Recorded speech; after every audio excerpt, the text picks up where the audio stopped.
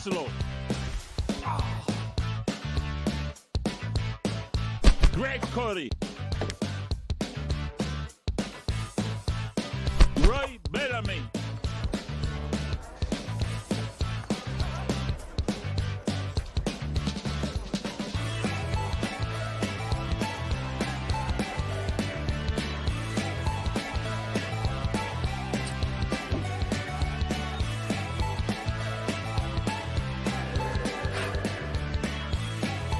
Jeremy Tache.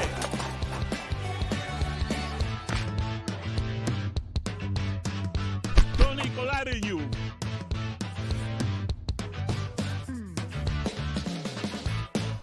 Chris Cody. Dan Le Batard. In 5, 4, 3, 2, 1. Mic's up. Cue. This is the Dan Le Batard Show. Hey, we did it, everyone. We made it to Friday. Give it up for Friday. All right. Yeah. All right. Look at this crew we got here today. We got Chris and Mike Ryan and Amin and Roy and Jeremy. I don't know if this group has worked together yet. And we have Dave Damashek out in L.A. Hello, Dave. How are you? What's happening, everybody? We are that much closer to the start of football season. 3 words for that: ooh, la, and la. Do you think I should go to the show tomorrow? It's tomorrow. Do you think I should go to the show? Tribute show, Pearl Jam tribute band with Foo Fighters tribute band opening for them at Revolution Live in downtown Fort Lauderdale tomorrow. Should I go? It's tomorrow. Yeah? Yeah, you should go to that. Yeah, Should for go? sure. I think Yeah. you should go. Go to Dave, that. should I go?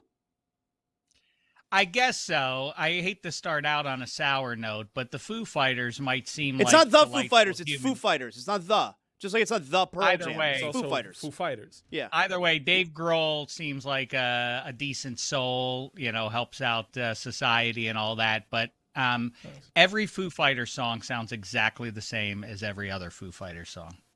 Now, Dave, I have to clarify here. It's not Foo Fighters he's going to go see. It's a tribute band called Foo Fight. Seems sad. Seems a little strange. You're like we're putting the cart before the horse. I know Foo Fighters have been around for a long time. They deserve a tribute band, do they? Well, I mean, it's a group of guys who love Foo Fighters, and so they go around playing Foo Fighters songs. That's. Let me guess. Like Dave Grohl starts out at a normal pitch, and then gets real excited as the song goes along. He screams a little bit along. Probably the way, formula. right? Yeah, it could be. But I told you that's just a bonus. 'Cause I like Foo Fighters. Right. That's a bonus. I'm going to see a Pearl update. I got an update, everyone. I have an update. You ready? I'm going. Oh, wow. All right, there you go. I'm going. I have an What update. made you decide? The lead singer for the Pearl Jam tribute, they're Jeremy they're called Still Alive. Stay alive. Still alive. I think Still it's Still alive. Alive. That's on me. Make up a Still Are you alive. still The staying lead alive? singer reached Staying out alive? to you? Still alive. The Pearl lead Jam. singer Freddie for Vedder? the Pearl Jam. His name is close to that. His name is close to that. It's Caesar. These are better? He reached out to me. I'm his personal guest Wow. tomorrow night. That's You're right. a star bleeper. That's right. So I am going. I made up my mind. I'm going. And I am his personal guest tomorrow night. You So better I- get that VIP area Yeah, at that's nice. Revolution, because if not, it can be a little taxing on the body. Well, so what does the VIP A situation little look side like there? stage. It's really cool. It's actually. indoors, right? Yes. But if you're picturing like the stage and then there's like the mosh pit area, and then just to the side, That's there's, what like, I want. This little elevated, you're like stage side. Oh, that's what I essentially. want. Yeah. It's great. Now, Zaz, had it been outdoors, you just learned it right now. Well, because when I saw Wu-Tang there 15, 20 years ago, it was outdoors at Yeah. Revolution. That's what I'm asking you. Had you right now discovered, by the way, it's outdoors, what would your reaction be? I would very much want the VIP area outdoors because there is a VIP area outdoors. That's where I was for Wu-Tang because I'm VIP. Everybody knows 2 things about me. They know one of them is I'm VIP. So I would want the VIP area for sure. But indoors, I'm not trying to have my – here's the thing. All right, let me lay in on something. Okay. The wife will start complaining. All right. If we're outdoors, it's very hot out down here, Dave. My wife will start complaining. So the fact that it's indoor, that's huge, Amin. But how do I wiggle my way to make sure that I'm in the VIP area? Because I don't want to come off like a schnurr, all right? You know, like I don't. I mean, if you're the guest of Freddie Vedder, then you should be fine. I'm the guest of Caesar. Schnurr. Schnurr? That a I've never thing? heard that. Dave, Even I haven't heard Dave, that. Jeremy? explain to the Gentiles what schnurr means. Go ahead. He's right here. Well, yeah, I mean, these Gentiles, these goyim, don't understand the shit. Yeah, you don't want to be taking advantage too much of a situation. Right? That's what that is. I know a lot of Yiddish. That one.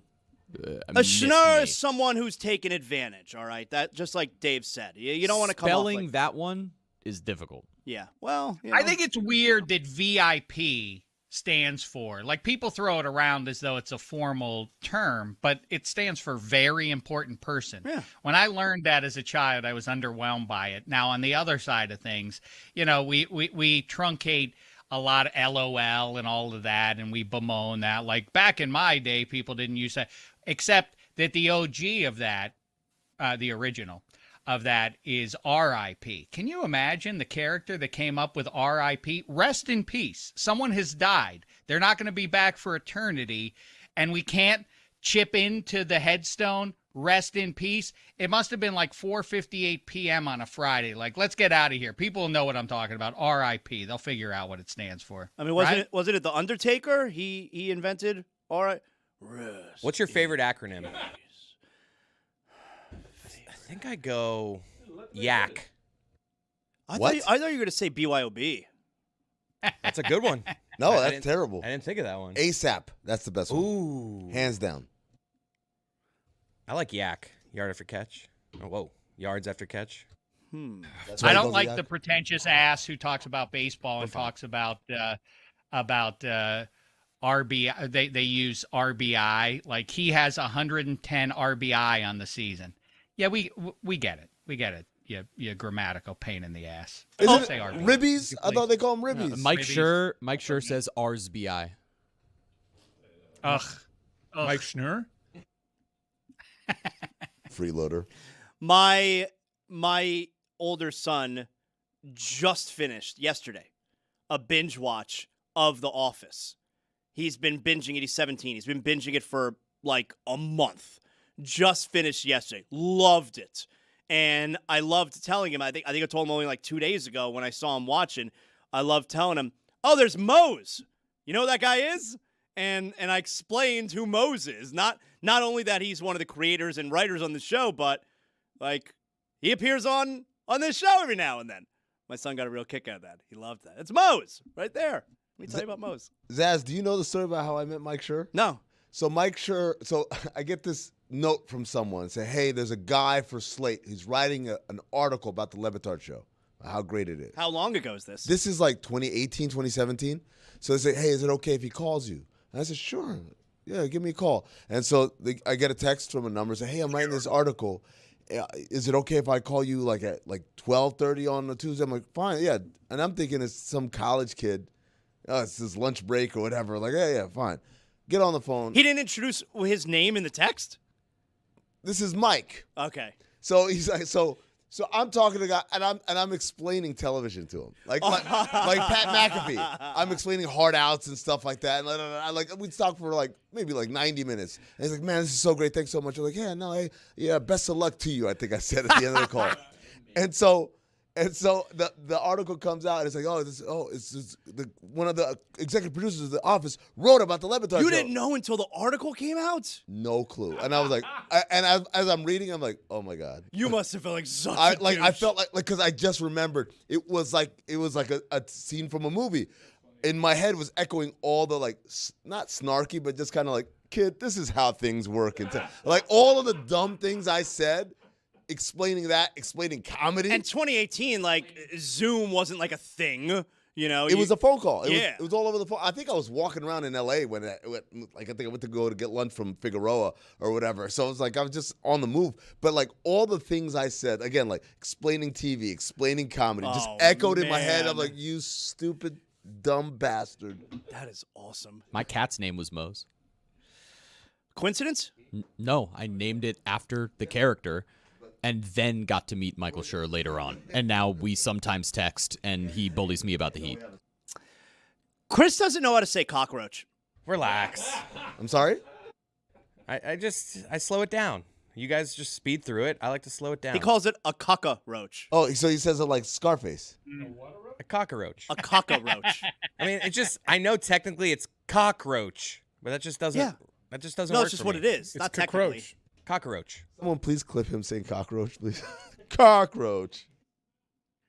RSVP. You guys know what that stands for? Reserve s'il vous plaît. What? What? What would you say? Reserve s'il vous plaît. Not reserve s'il vous plaît. It's close. You actually almost you were a little off. What is it? It's responds the rest of what you said. It's not record. You don't want to try saying it? It's respondez-vous plaît. That was close. It's a Not a French. roach. It's a French acronym. I just learned that. Did you? Apparently Zaz knew that. Of course. Oh, okay. Just not a good week. He's Canadian.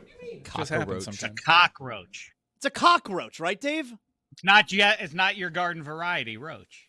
It's a At all. cockroach. How big is the hog on that Cock. roach? Wow. To be Says it named all, that. right in the name. Yeah. Chris, what is it?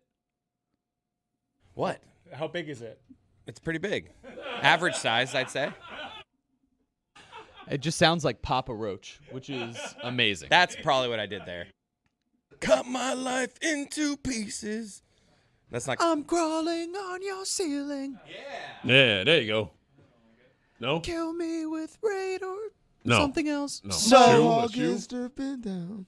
so, like Dave said, we are very close to football. We had preseason football last night. We'll get to a little bit of This that. is the last weekend without football, right? Oh, without real football. Yeah. College Oh, football yeah. starts up next week. Is there anything good college football-wise next weekend? We got to look at Stanford against Hawaii.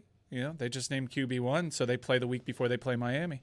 You've been wanting to mention the Stanford quarterback this week. Yeah. What's he going threw- on there? Well, do you think he's good? He threw 3 interceptions against Arkansas State. I would say no. I think you'd be right. Okay.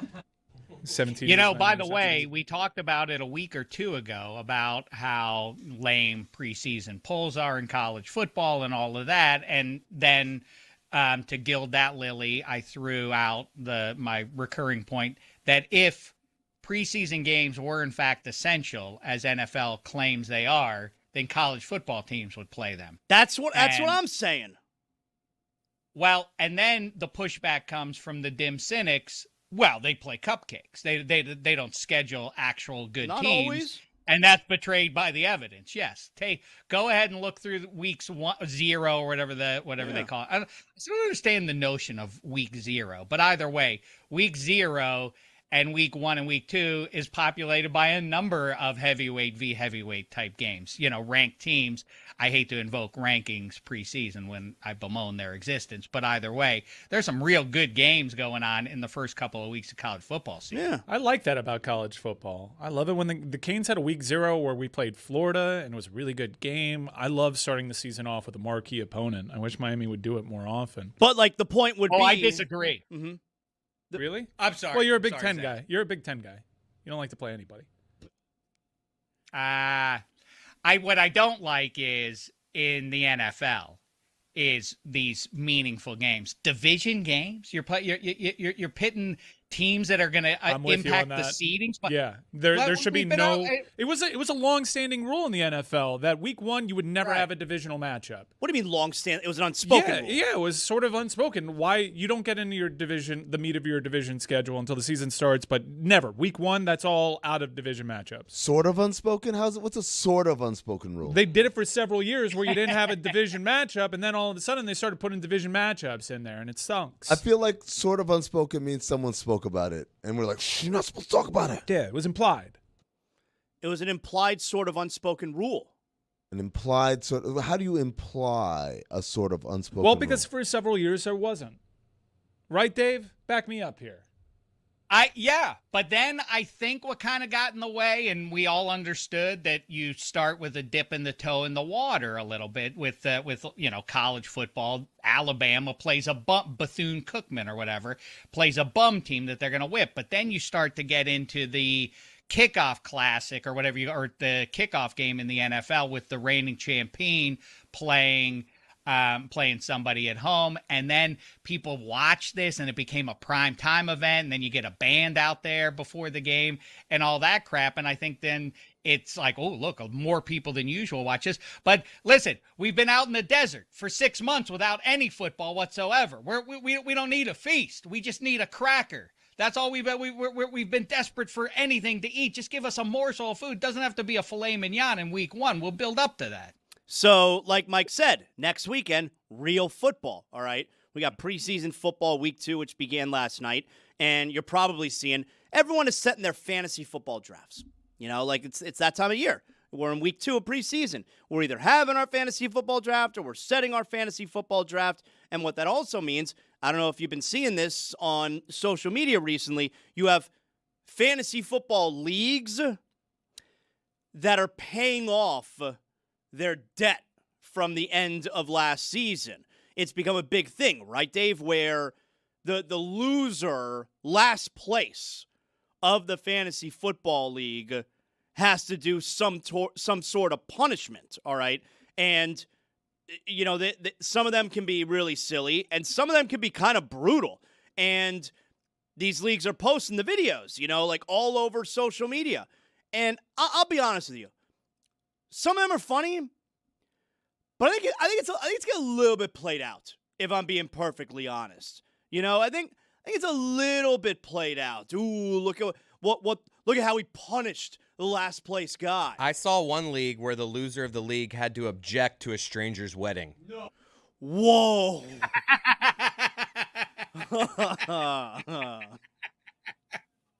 I've never been at a wedding where they actually ask that question. Does anyone here object? How about cry at a funeral? Cry at a stranger's funeral.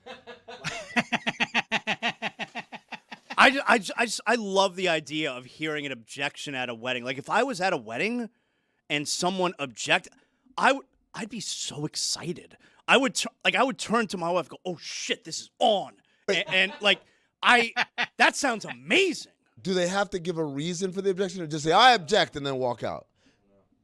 I don't know. I just saw the headline. I didn't see like a clip on it. I can't believe ruining someone's big day like that. Of course. That's crazy. We had a guy crash our wedding who was serving a fantasy football punishment. Oh, yeah. But Amin, And you John raise a Hamm. great overall. Yeah, it's a great question. Do you then have to justify, or is it enough? Like, what is the process at that point at the wedding? Like, I object. Like, all right, state your case, and then we're all gonna judge. We're all the gathered crowd here is gonna serve as the jury, and we'll take a vote at the end of your speech about why you're objecting here. Because I feel like you can say I object and just walk out, and that's like, all right, that's clearly just some crazy person. You know him? No, I don't know him. He didn't say anything. But if you have to sit there and be like, I object on the grounds of infidelity, like bum, bum, bum, now we got some cooking. But like, what is the premise there? Where, you know, what is it? What is the person supposed to say? The official. What are they supposed to say in that spot? Speak now. Yes. If anyone speak now objects, or speak now or hold forever, your yeah. peace. Right. Speak now. Hold your hog. Speak now or forever hold your peace. So if somebody speaks up, what is the process then? Like, does everybody then vote? Duel. Yeah. Is it a duel? Is it a combat? To death? Like, Who fights? What is the process? If somebody objects, what happens next? All right, you object. Cool. You may continue. Like, what happens? Well, they just want, like, hey, he's a real dirtbag. He's been sleeping with all your best friends. Like, this is the last moment, guys, before this thing becomes official. Let's put all this shit on the table, is what that is. Maybe it's like a Major League Baseball game where it's played under protest. All right, we'll file that one away. We'll keep moving things along, and we'll revisit Does this. the official then make the big P, with his hand? He signals protest, the P. Yeah. But, we have catering. Right. They bring out a desk, and they kind of go first take on it, where they put the person who objects and the person who's supposed to get married, and the officiant is the moderator, and they just sort of go for a few rounds, and then ultimately there's a decision made at the end. Now, I've been to a lot of weddings in my day, particularly with my lady. But you mean to tell me that Jonathan Zaslow's going to object at the wedding, and we're not going to pay attention to one word he says? That's preposterous. Kenny. What did the my lady. Wouldn't the move be, instead of the person who finishes last in their fantasy league, because we do that so that you don't become a deadbeat owner, right? Isn't that the point? Where if you finish last, your team sucks, so now you're not paying attention more and you're a deadbeat owner. Well, no, there's a punishment. So, but I guess I understand that. But wouldn't the better scenario, like the more dangerous scenario, instead of the person who finishes last in their fantasy football league has to do the punishment, like, why can't we have whatever happened to integrity? Where we all have integrity, we're all setting our lineups, we're all trying hard in our fantasy league, that there doesn't need to be a punishment to keep you from being a deadbeat owner. The punishment actually goes to the runner-up, to the team that loses I'm going to tank. in the championship game. Tank every single season. I've never played fantasy football, but I would tank. That's why punishments are there, so there's no tanking. It's an anti-tanking clause. If the last place team is going to trade away all their good players. I just went through. I know, I just but said in all real that. life, teams tank. Okay, but how about we we have some integrity? Okay, go tell the NBA that. All right, but there's a commissioner. Go tell the Dolphins that. All right, but the commissioner in the NBA is a nothing. And if your commissioner is worth anything in your fantasy football league, he'll keep shit in order. You don't think the Giants and the Raiders were tanking by the end of last year? I'm just trying to say, can you imagine the stakes in the fantasy football championship game? The winner gets all the money, and the loser has the punishment. Yes, the loser does have the punishment. You know who the loser is? The last guy in the league. That's the loser. Second guy is not the loser. You're thinking about things. Wait, all of a sudden we just absolve everyone else in the league, and the only loser is second place? Get out of here. Sounds like a loser talking. I didn't care for Amin's little humble brag or whatever you want to call it, like Mr. Hipster kind of crap that he just pulled there, which is like, by the way, I have to stipulate, I've never been in fantasy. This has become, the opening scene in Pulp Fiction when Sam Jackson and Travolta are talking, and Sam Jackson, but you are aware of the idea of a pilot. These people in the 20th century who used to declare to impress people, I don't have a TV. You don't have a television in your home and you're proud of this. This is what Amin's doing now. I'm too cool to be in fantasy football. Is that what I'm picking up? I thought or am I a little touchy? I thought you were going to say the opening scene from Pulp Fiction where he says, "What they call a Whopper?" I don't know. I didn't go to Burger King. The opening scene in Pulp Fiction is with Pumpkin and Honey Bunny. It's not Samuel Jackson and John Travolta. Touche. When you're right, Zaslow. When I'm wrong, I say I'm wrong. Just saying. I love you, Honey Bunny. Execute every last one of you. Top 10 opening scene in movie history, and I blew it. Is it a top 10? Yeah. I don't know.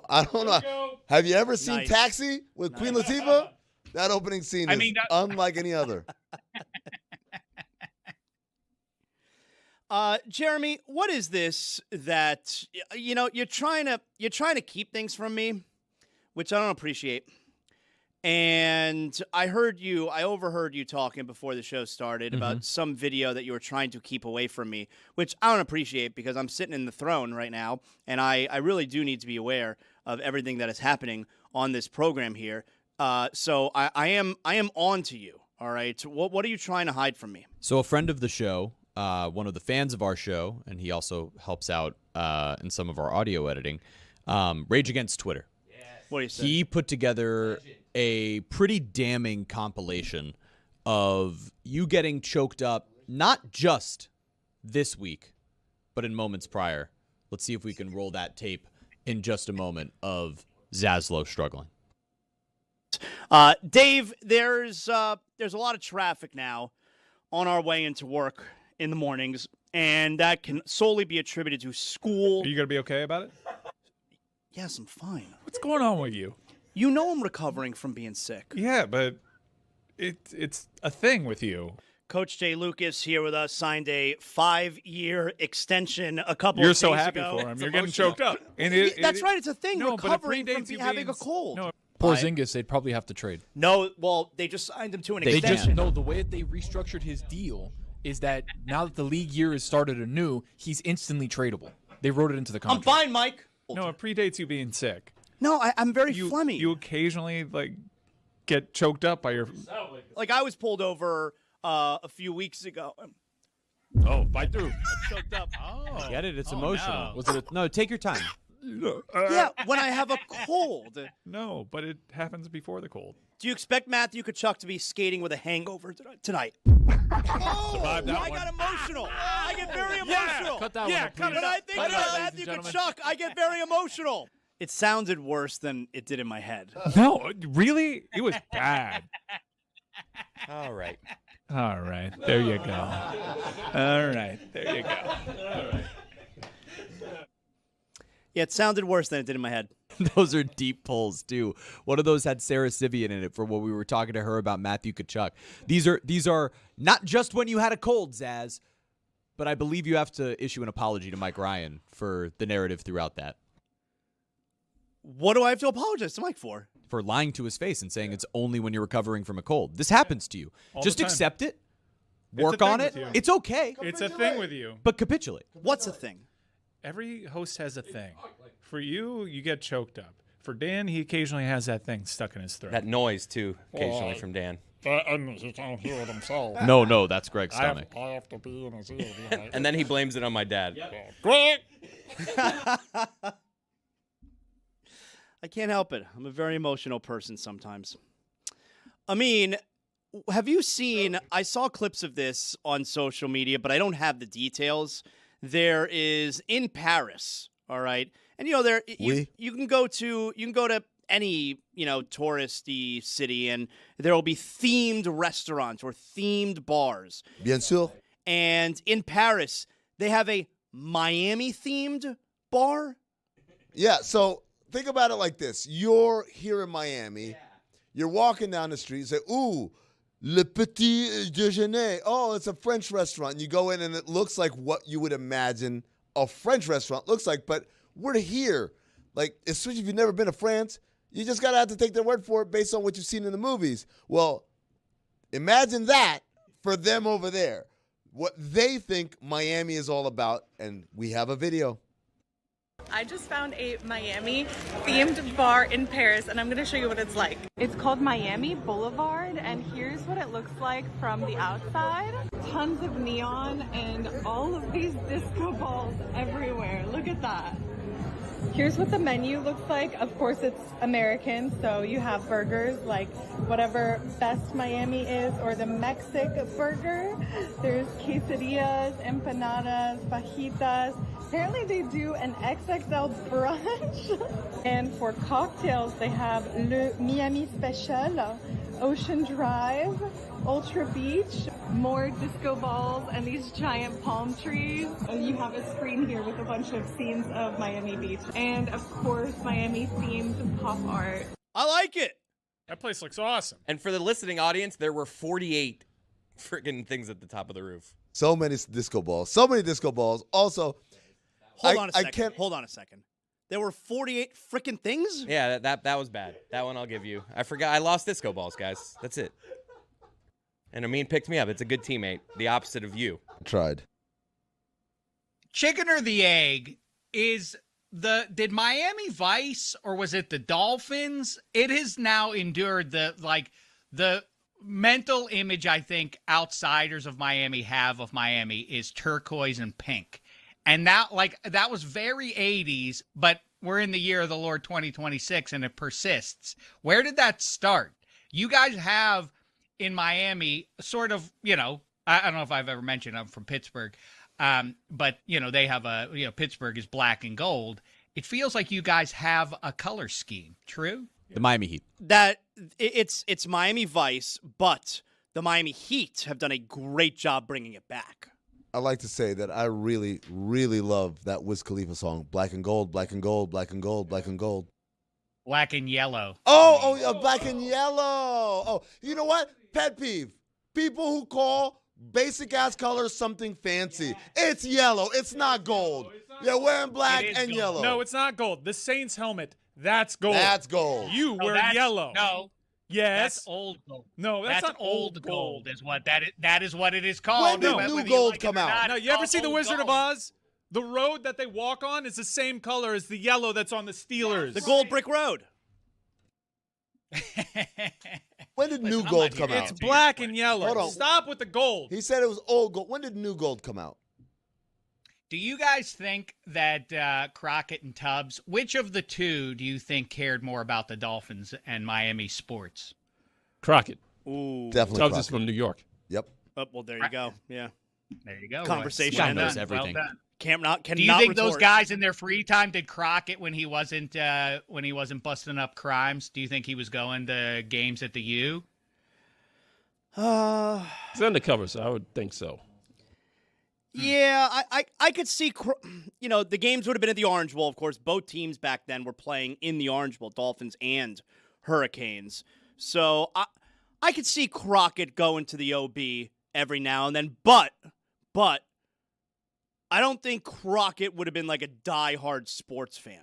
I think his passion is being a detective. I don't think he necessarily has time to actually follow sports. You know what I'm saying? So Tubbs is from New York. If he moved down here in the 80s, I'd like to think, and Roy, you can correct me if I'm wrong, but like, if he moved down here in the 80s, it'd be pretty easy for him to be a Dolphins fan, no? Not right away. Like, it would take time. You don't just switch immediately. People, have a little bit of character. A lot of New Yorkers, Have some fair weather New self-respect. Yorkers moving down here and just sort of embracing all things Hold on Miami. now, Lionel.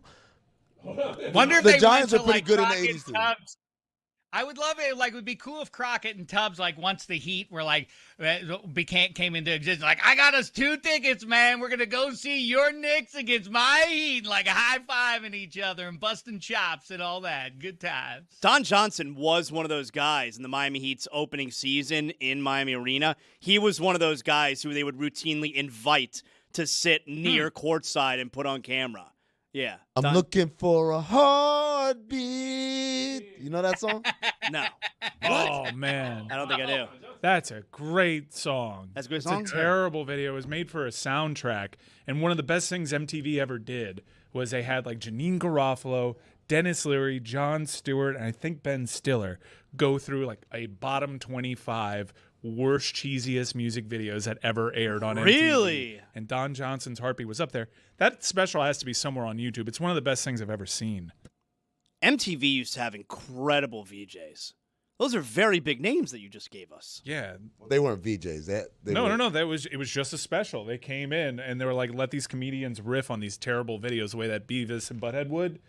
It was like a predecessor of I Love the 80s or whatever. But some of those you remember were VJs, like Janine Garofalo was, Ben Stiller Ben Stiller had a was. show. He wasn't a VJ. He had the Ben Stiller show was an actual show. Yep. A VJ is like just like, all right, guys, Yeah, coming yeah, up, we yeah. got the new Backstreet. Like that's a VJ to Yeah. me. Downtown Julie Brown. Oh, Yep, that- of course.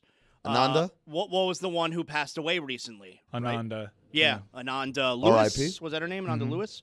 How about, man, I used to love that MTV. When you used to see Kurt Loder come up on your television, you Dun, dun, dun. knew You heard that noise. shit Dun, was dun, dun. popping off. Who died? Yep. Shit was popping off. You know Kurt Loder's Did he in his- toss to the video black and gold? Black and gold, black and gold. Speaking of colors, that it's annoying. I always get annoyed. The maize and blue. Get that out of Again, here. Michigan? it's yellow. Maize. It's yellow. It's yellow. Maize. It's yellow. It's yellow. Honolulu blue. FSU is like that also. What do they call their color? It's garnet and gold. But they actually, Garnet. yeah, Come but they on. actually wear. Well, I think that's garnet. It's maroon. Okay, Yeah. whatever. But it is gold. That's what gold looks like, Dave Damashek. And I think if it's a specialty color like that, where it's maroon or something like that, like if it was pure purple and they were trying to tell me it was garnet, then I'd be like, relax. What do the Lakers wear? They wear purple and and yellow. They say They say gold. Lakers Forum blue and gold. You're telling me that they think that's blue? It's Lakers Forum blue. That's not blue. That's not blue. I'll tell you this, Lakers. But they don't You're not play wearing in blue. the Forum anymore. Is it Lakers crypto blue? There. You may have noticed there also aren't very many lakes in Los Angeles. Stupid. Silver Lake. It's very stupid. Say Echo there's Lake. zero. Say there are any. Echoes, Say there's zero. Still a little Who would get the VJ job if everybody in Miami in that studio right now auditioned to be the next video jockey, which is that's what VJ stands for? Who would get the gig? My Jeremy's money. giving. Here's a sneaky play. Jeremy Taché would get come the on. job. It's not sneaky because Jeremy just looked at all of us like, come on, what are we Like, talking? we're not competing It's here. like saying, hey, who would win a shooting competition? You'd be rejected by the masses.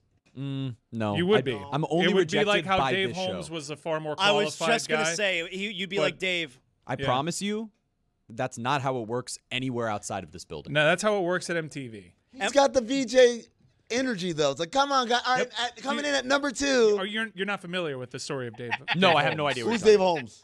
Google Dave Holmes. Dave So Holmes. Total Request Live had a, be an MTV VJ contest. And the final 2 is Dave Holmes, who was super qualified. And what was the other guy's name? Jesse? Jesse. Oh, the guy with the long hair that they got from outside? He had an addiction issue. Oh, he was all. I mean, like, that's. Oh, come on. That's clearly some producer saying, no, give me the comedy of this. Yep. And Don't that do guy it. won. It was voted on by the fans. Yeah. And Dave, Oh, I you- was so mad because Dave on merit was, and he still has had a really good career. Good follow.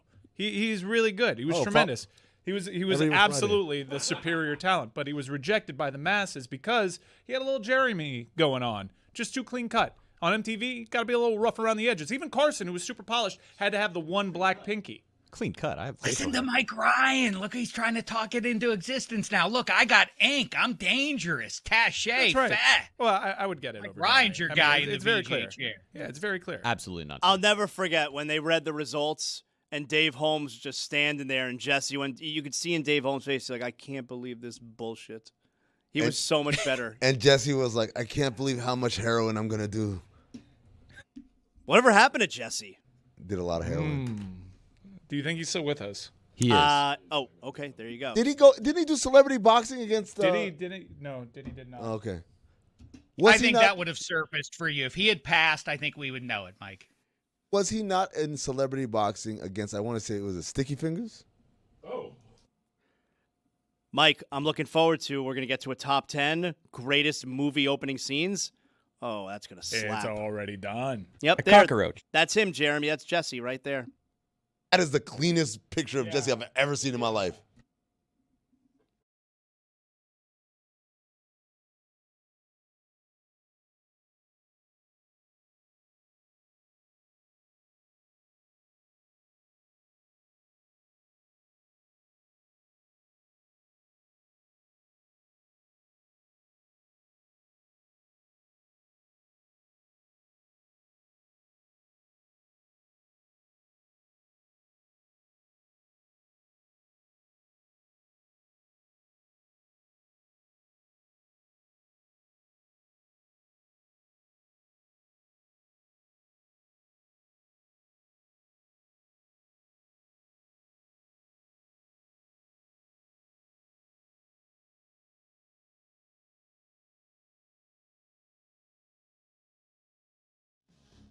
Greg, you just said moments ago something that I've heard you say most of the time that I've known you.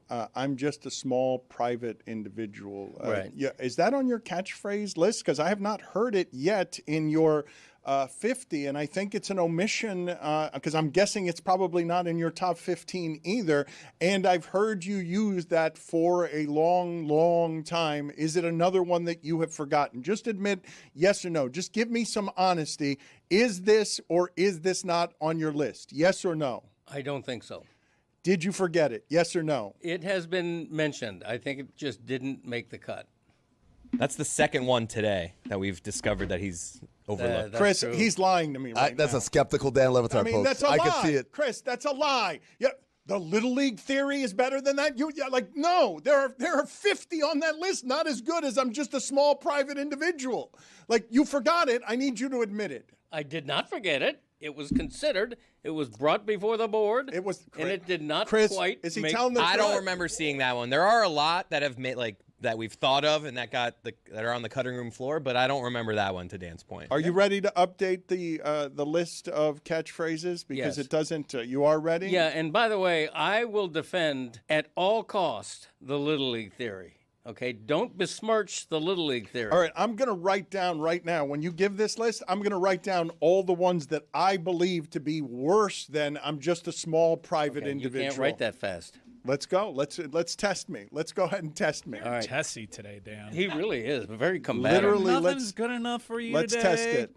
All right. Well, he's just lying. He's just lying. I'm not He's a liar. lying. And sardines don't belong in the conversation that we were having about ground beef being traded. It's versatile. For You don't ham. get Caesar salad without it. No, I've eaten sardines my whole life.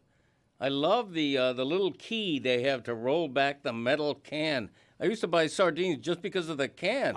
I'm on, like, strangely, that algorithm where I see old sardine cans being opened. Yeah, isn't it great? It is. It is great. It is great. It can't Cody. be great. There's something soothing about it, right? Yeah, the one thing I don't like about that, though, is the sound. That I like the whole sound experience. of metal breaking from metal. Honestly, the sound boosts your argument here because sardines are an entire experience where it filet is. mignon may not be. Yeah, no, that's very true. What's the word for getting off on the sound of food? ASWM or something? Or Oh, no, ASMR. Getting off on the sound of food. No, ASWM or what's it called? Awesome? ASMR. ASMR. Listening to people eat. Yeah, right. I'm into Getting off on it. Yeah, no, it's a whole thing. We used to say that. I got That was many a people phrase. come up to me and say, like, that thing that you did with Sam Van Gundy, I jerked off to it. I'm a sucker for listening to people eat, but I've never gotten off to it. Okay. I mean, all right, so much to cover here. Okay. So it's not getting off to the sound of food. I don't even know what the sound of food is. Oh, no, there are people that do. They do. Okay. It's a thing. That's what I was going for. It's the lip smacking, No, though. there's a whole, like, seedy underbelly of ASMR, which is just, people cranking it. It's strange noises. It's not the sound of food. I still don't know what the sound of food is. What's the sound of food? It's the sexual fetish no one talks about. What is the sound of food? Describe to me the sound of food. Is that what you're describing? The sound of chewing? The sound of... Oh, there's crunch. And also it's, that's good. My dick just jumped. I saw it. In Dan's defense, I've never heard a banana make a noise on its own, though. The sound of food. When you peel it, there's a sound. There's a little bit. It's Are you like peeling? a little. The what? Yeah, there's like a perforation. I've never If heard you that. have a from really the banana. high-end microphone, you can hear it. All right, I'm going to go get a banana. Put it on the poll at Le Batard Show. Is there something soothing about opening a can of sardines? Big Dog is perfect. It's good. Do you like breathing hot neck on the neck of hot? Wow. Are you turned on? Do you like Dangling. breathing hot neck? What's going on here? Do you like Sexy. breathing hot neck? You have been dry humped many, many times. Intimate. You have been dry humped many, many times. Little pelvic thrust situation? I like that. Have you ever consoled a naked man before? What does it feel like to get dry humped? I saw pee-pee. I've never consoled a naked man. Breathing hot neck. I've never consoled a naked man. Many, many times. I saw pee-pee. People out there, stop sending me pictures of the hotel rooms with the chair, okay? Stop sending those to me. I like that. I like that. He was naked, Intimate. dangling. I would hold that thing really tight. How would you do it? What's going on here? Do you like Sexy. breathing hot neck? Do you like breathing hot neck? I've been dry humps. You never know. I've been dry humps. Many, many times. I've never consoled a naked man. Have you ever consoled a naked man? I've never consoled a naked man. Many, many times. You never know. I like that. You know what I'm talking about.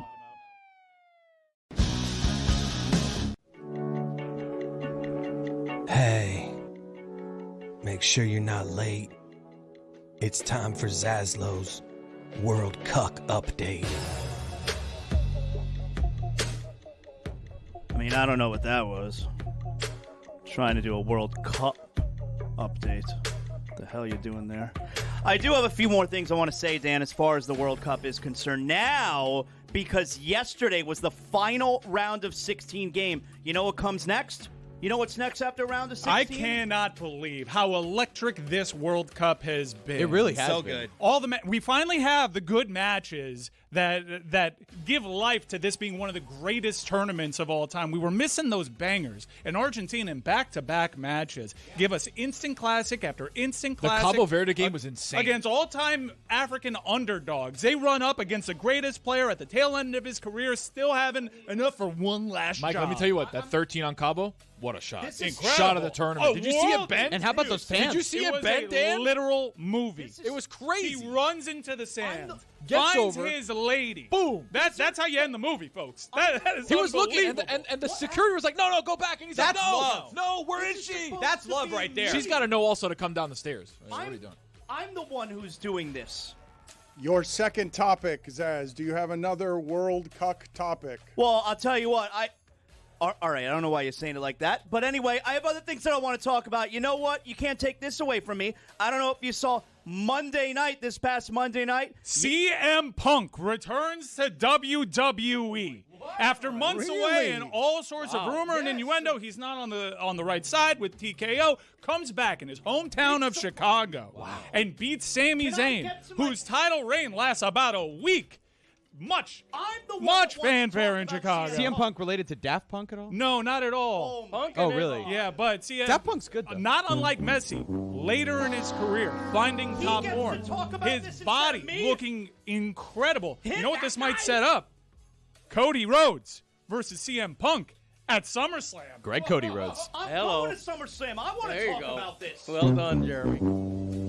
Your third topic, Zaslow, of this World Cuck update. You know what? Actually, I'll allow you to call it that here because there's a movie that just came out that I want to watch. It's by our pal Billy Corbin. It's called God That's Forbid. not just coming out. It's the most popular documentary in the history of Hulu. Just came out. No, I mean, Dan, it was you saw the movie. years What did ago. you think? It was excellent. God. Why don't you have a turn here? It went.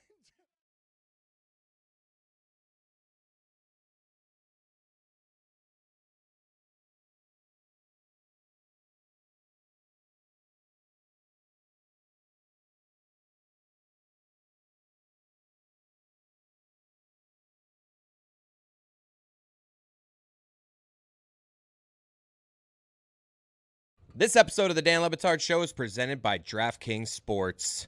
DraftKings, the crown is yours. Put it on the poll, Juju. Who would make a better MTV VJ, Mike Ryan or Jeremy Taché? Jeremy's like all mad now, Dave. He's all upset. He's insulted. He feels insulted that none of us believe he would make a good MTV VJ. Mike, where did you say he belongs? You belong in the news division, my man. You get over there and they'll be like, hey, bud, go over there with John Norris. Work the red carpet a little bit. You and Serena Alshul. You just sound like a fool right now. No, you sound you're- uneducated. No, this is a generational divide because you weren't alive for the heyday of This guy doesn't get MTV. it. No, you don't get it. you weren't flatly alive. Don't get it. Even Gideon Yago was legit. You know about Gideon Yago? We'll see. Gideon We'll Yago see what was the poll out there says. in New York, down the alphabet streets. Like everyone knew in the scene where Gideon Yago was born. Yep. Even though he was clean cut. You think I can't be there? No, Go you holler can't at Chris be. Connolly. You think I mean, Taché is a modern-day Tabitha Soren. I think we could all agree on that. I think what we need to do is to figure it out is have them do some tosses to some music videos. Hey, Taché, you're up first. Toss to the new video from Metallica. Go ahead. All right, we got a great one for you guys here. Oh, A new No, man. We're talking about Metallica I don't here, believe man. What are you you. talking about? Metallica They're ready fans. to rock. Hey, metalheads! Metallica is back with a brand spanking new video off the Mission Impossible 2 soundtrack. Here it is, I Disappear. This guy got to hear me do it That's first. how you do it. Jeremy, I'd like to introduce you to Sushin Pak. You'll be working together very closely. That's how you do it. Juju also put this on the poll. Is Jeremy Taché a modern-day Tabitha Soren?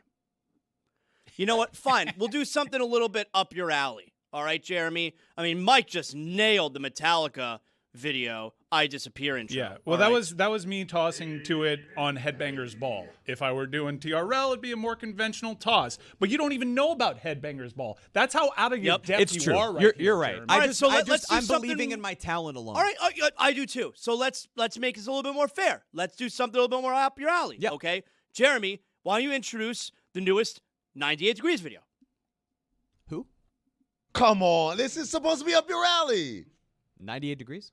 Yeah. I'm pretty sure they were popular before I was born.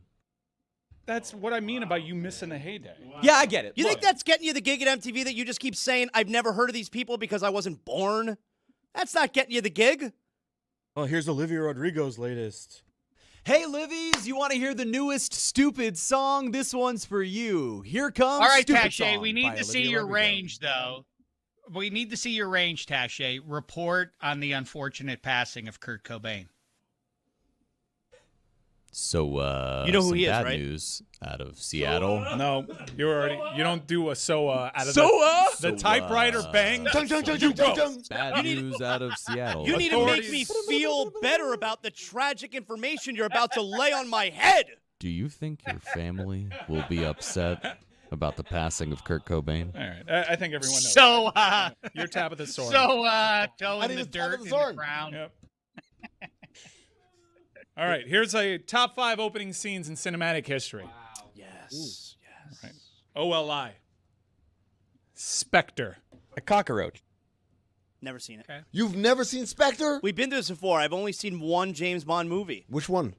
The first one. I'm trying to watch The them in order. first James Bond movie? Is it Casino Royale? I'm trying to watch them in order. Casino Royale was a black and white start. No. I'm talking about with Daniel Craig. Daniel Craig, yeah. Yeah. Spectre. It was so good of an opening scene. I mean, what were you telling me? So the opening scene is him walking across the rooftops in Mexico as a parade is happening. There was like parkour happening. It was such a good opening scene that parade, which was fictional, written for the movie, Mexico was like, F it, we're going to do it for real now. OLI. Super Troopers. A cockroach. Is that they pull the guy over and he's on drugs? Yeah, he's way too high. It's funny. I can't pull over any further. It's funny. OLI. And then when they leave him, they start driving in reverse, right? Past him. Dark Knight Rises. A cockroach. Yeah. They Dark expect Knight one of us- Rises. They expect one of us to be in the wreckage, brother. Yeah. OLI. Now it's not the time for fear. Drive. A cockroach. Do you remember the opening scene in Drive where he times it out with the Clippers game and he's listening to the Clippers game on the radio and Buddy has to be in the warehouse just a little bit too long and he's listening to the police scanners and he has to evade a helicopter. What movie is this? Drive. He loves and Drive. Then, Drive is great. And then at the very end of that scene where he gets out of the Staples Center parking garage and he just walks away, then Kavinsky's night call hits. Banger.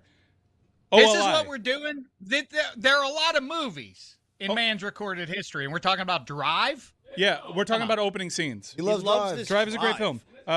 OLI. Pulp Fiction. A cockroach. All right. I love you, Pumpkin. I love you, Honey. All right, this is a robbery. Number 5. Any of you pricks move. Man, when he punctuates that and they jump up in the diner and then that Pulp Fiction drops down over the pub. You like title cards and music now after an opening scene. Check out Drive. Like I watching think you'd Colin like it. Kaepernick at the stick run away from the Packers. Like, what the hell is happening? I've never seen anything like this before in my life. Jeremy, you've heard of Pulp Fiction before, right? Yeah, yeah. Okay. Number 5. Mission Impossible 3. It's a cockroach.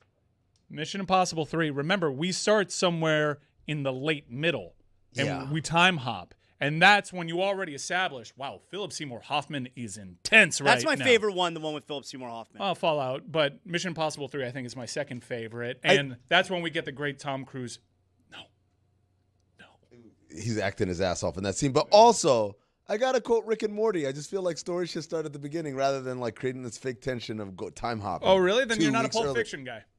No, that's different. The whole movie is jumping around. This one is like the standard cliche of like, I'm going to show you a scene from the middle. And we're like, wait, how did Tom Cruise get in this situation? And we're going to start from the beginning. You know, 2 weeks I earlier. rewatched The Odyssey, and I realized What a movie. not enough is made about how that film is pretty much out of sequence the entire time. It's a series of flashbacks. And so you don't really see movies that popular that don't go in Chris order. Nolan thing. What are we talking about? Yeah, Chris yeah, but Nolan you wouldn't does think that so in The Odyssey. But they do a lot of callbacks. Number 4, Reservoir Dogs. It's a cockroach. What a movie. Why do I got to be Mr. Pink? Number 3, Raiders of the Lost Ark. It's a cockroach. Oh, throw me the idol. I'll throw you the whip. And then he throws him the whip. And he throws him the idol. And he's like, adios, senor. Number 2, The Dark Knight. Wait a second.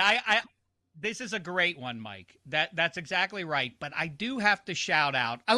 You should complete your list. But Raiders of the Lost Ark establishes a new universe, and you buy in. By the end of that, when he's running away, when Belloc says to the natives and they chase him and all of that. If only you spoke Jovito. Okana Matutu. Hakana.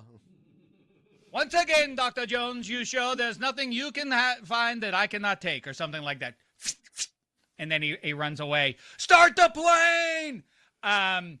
That's great. And in the same way, Star Wars and Lord of the Rings, you have to shout out those opening scenes, which I assume you're going to get to, but they established this new universe. And if you look back on them, you buy in, you're a half hour into the movie and you're all the way into Lord of the Rings, Fellowship and all of that.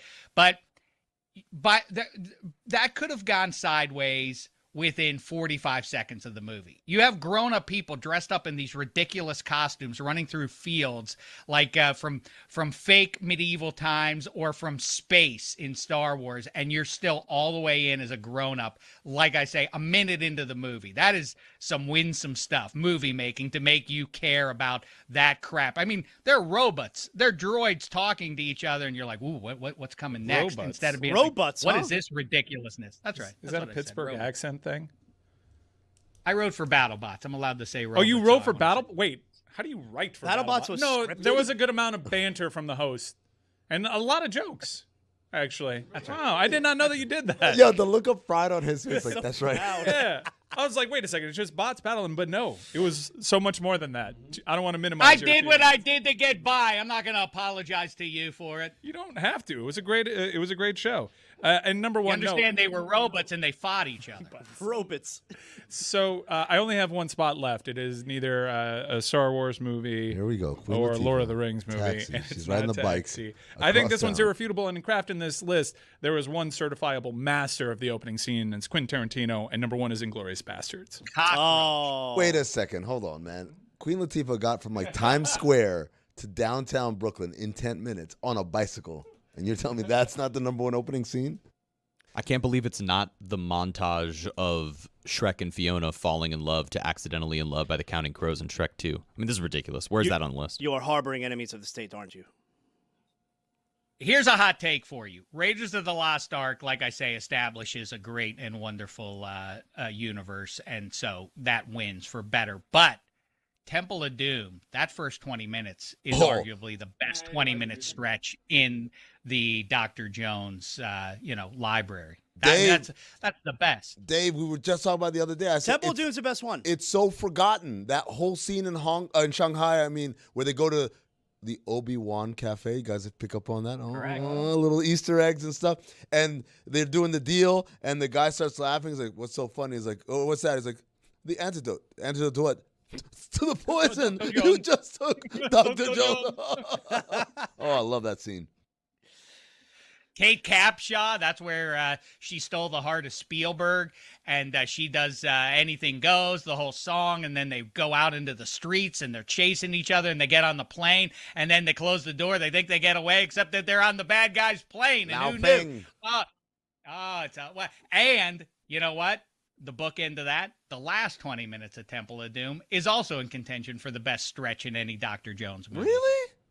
Out on the bridge? No. When he guys when he cuts the bridge? Oh, yeah. Oh, yeah. come on. What a scene. No, last 20 minutes of Last Crusade. That's a movie right there. That, with the ghost is like, he chose poorly. And then the guy kind of like, whatever.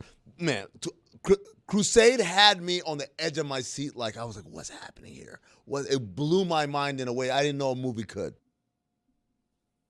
I don't like, though, it's sort of like watching Gilligan's Island. I can't stand, like, there's this, there's an uneasiness for me that just never goes away, that this son of a bitch Gilligan keeps screwing them from getting off the island. Like, if he one time screwed, like, the professor's like, I've got a scheme that's going to finally get us off the island. And then you do it, and then, like, Gilligan screws it up. You'd be like, maybe you let him off the hook. Maybe. Or maybe you kill him right there. But if he does it a second time, he definitely gets drowned by the gang there. And same goes for I forget what I was trying to. It's okay. You fool. Because I got distracted. That's right. Nick Lachey and the guys are back feel with a bad- chart-topping single. Give me just one night, Una Noche, and it's brand spanking new. I know that one. I feel bad. I feel bad for the 600-year-old man sitting there. That's what I can't get away. The Last Crusade. I feel so bad for the old man. You chose poorly. The key. Why does he wave goodbye to Dr. Jones? Because as far as he knows, Dr. Jones and his father are the reason that he now has to die. The whole place, like once he takes the goblet out of there. Then the whole thing, like, it's all, The whole thing has to collapse, and he's like, goodbye. Like, yeah, I've been here for 600 years, and now I have to die because of you. Well, look, here's the deal with every great Indiana Jones movie. It's the reason why Temple of Doom, it just falls short, right? The great thing about Raiders of the Lost Ark and Last Crusade is, for most of the movie, you're like, come on, guys, this shit ain't real. Like, there's okay, you find the map room and you can do all these things and find the books and the notes and X marks the spot. You can do all that, but we're all like, come on, that shit ain't real. Until you reach a point where we're like, holy shit, it's real. The Ark when it starts zapping Nazis, and then the what's it called? The Goblet of Christ. Or Everyone's forgetting stuff. What's the chalice? The chalice, yeah, the chalice. So the idea that they went through all the booby traps, but the booby traps are actually explained by science. Like, see, it's not real. It's not magical. But then there's a 600-year-old man. I'm like, holy shit, it's real. Like, that's what makes it wonderful. With Temple of Doom, it's like midway through the movie, we see a guy get his heart pulled out. I'm like, oh shit, this is real. And that kind of throws me off. That's right. You're exactly right. That's what fails Temple of Doom, is that it's based on this fictional thing. Like, those rocks don't exist, obviously, in popular mythology, the way, obviously, the Grail does. And Grail, that was the word. God Palace, by the way, is the name of the spot where they were where the stones were stolen from. JC Chazé is about to sashay back onto your screens, folks. Wave hello as NSYNC is here with Bye Bye Bye. I hate that channel. That's VH1, though. Congrats. You're VH1. I'll I'm take MTV. it. That's fine. I might be too hot for MTV. I might be MTV, too. Rosie O'Donnell was on VH1. So you got good company. So there you go, Jeremy. Well, you know what? Mike Ryan hasn't really proven a whole lot. He's critiquing his competition. What are you talking but about? Mike Ryan, why don't you let everybody know about Michael Jackson getting divorced from Elvis's daughter? I'm not in news. Chung, chung, chung. I'm not a newsman. I'm a VJ. All right, so Okay. I guess the news goes unreported now. No. We have What I Jeremy. do is, here's John Norris with some breaking news on the King of Pop. That's what I do. It's not bad. That's what I do. That's what I bring to the table. Or I could be like, here's Jeremy Taché with some breaking news on the King of Pop, because he's not a VJ. He's news. Let's pretend Amin is Pauly Shore, and You're the Weasel. at the MTV. Yeah, the Wheeze. Yeah, you're there with the Wheeze, Mike Ryan, and you're at the MTV Summer Beach House, and you're just like, Is it the hey, Summer you of two Ska? Just have some fun here. Vamp around. We have to fill 2 minutes till the top of the hour. Go ahead, Mike and the Wheeze. Go ahead, take it away there. Have some fun, guys. We're here at the MTV Beach House, and Big Bad Voodoo Daddy is about to get going. It is the Summer of Ska, as you know from the hit blockbuster Clueless. It is taken over. Pauly, what are you seeing out there? Let me turn on my bike, buddy. Yeah, it's a lot of not funny quotes from movies that are not funny, like Encino Man. Here's Gin Blossoms. The Big Bad Booty Daddy. It's a different band. Best Pauly Shore movie? Son-in-Law. Ooh, Son-in-Law? Son-in-law's a good movie. I like Carla Jury Duty. Biodome. Carla Gugino? Oh, Gugino. Yeah, Right. In the Army Now is pretty good too. In the Army Now is good. There is no such thing as a good movie that has Pauly Shore in it. Sorry. Judgito, bite my burrito. You're not endearing yourself in any way to me. What do you think Son-in-Law is on Rotten Tomatoes? I'll bet Son-in-Law's got a decent score. 2%. Get the hell out of here. You all right? It's definitely eligible for Cinephobe. Son-in-Law? Oh, man, it's kind of low. Every Pauly Shore movie qualifies on Cinephobe. Cinephobe, what Cinephobe you ask? Cinephobe is the podcast where we watch movies that are poorly rated on Rotten Tomatoes, under 40% of the critics or audience score, and we try to ascertain whether they're accurately rated or maybe they didn't get a fair shake. It's produced by Anthony Mays. Get it wherever you get podcasts. This week, Knock Off, starring Van Damme, Rob Schneider, and Leela Roshan. Wow, he was in Goofy movie. Son-in-Law is eligible for Cinephobe. Son-in-law's media score is 33%. Terrible. It's Tiffany Amber Thiessen, so fine in that movie. They tend to stock the pond with hot actresses in these horrible movies because they know if they didn't, no one would watch this. In the Army Now. Terrible movie. Rotten Tomatoes media score. 25%. 12%. Jury Duty was good, though. Jury Duty was legit good, and it was of the times. Legit good. Yeah. Judge Ito, bite my burrito. Who else comes up? That's not stuff you hear on BattleBots. If his name was Paulie Shankman, he wouldn't have never had a career. The only reason he had a career is because his mom was one of the most powerful people in comedy. I'll push back on that. He works hard. Okay, can I tell you the Rotten Tomatoes media score for Jury Duty? You want to take a guess? 88. I swear to God, 0. No. Judge Ito, bite my burrito is at least worth 5 points. 0. Oh, no. Cachet. Zaslow is now Madonna. And you're talking to her about her heartfelt new video. What's it called? Life is a Prayer? What? Like a prayer? Like Life a prayer. is a prayer. Hold my on. God. Time out. I can't remember what it is. I'm not auditioning. Pause. I'm not auditioning for a VJ job. 20-second timeout. 20-second timeout. Prayer. Wait, VAR. Wait. Did you say life is a prayer? I couldn't remember what the name of Life is a Mystery.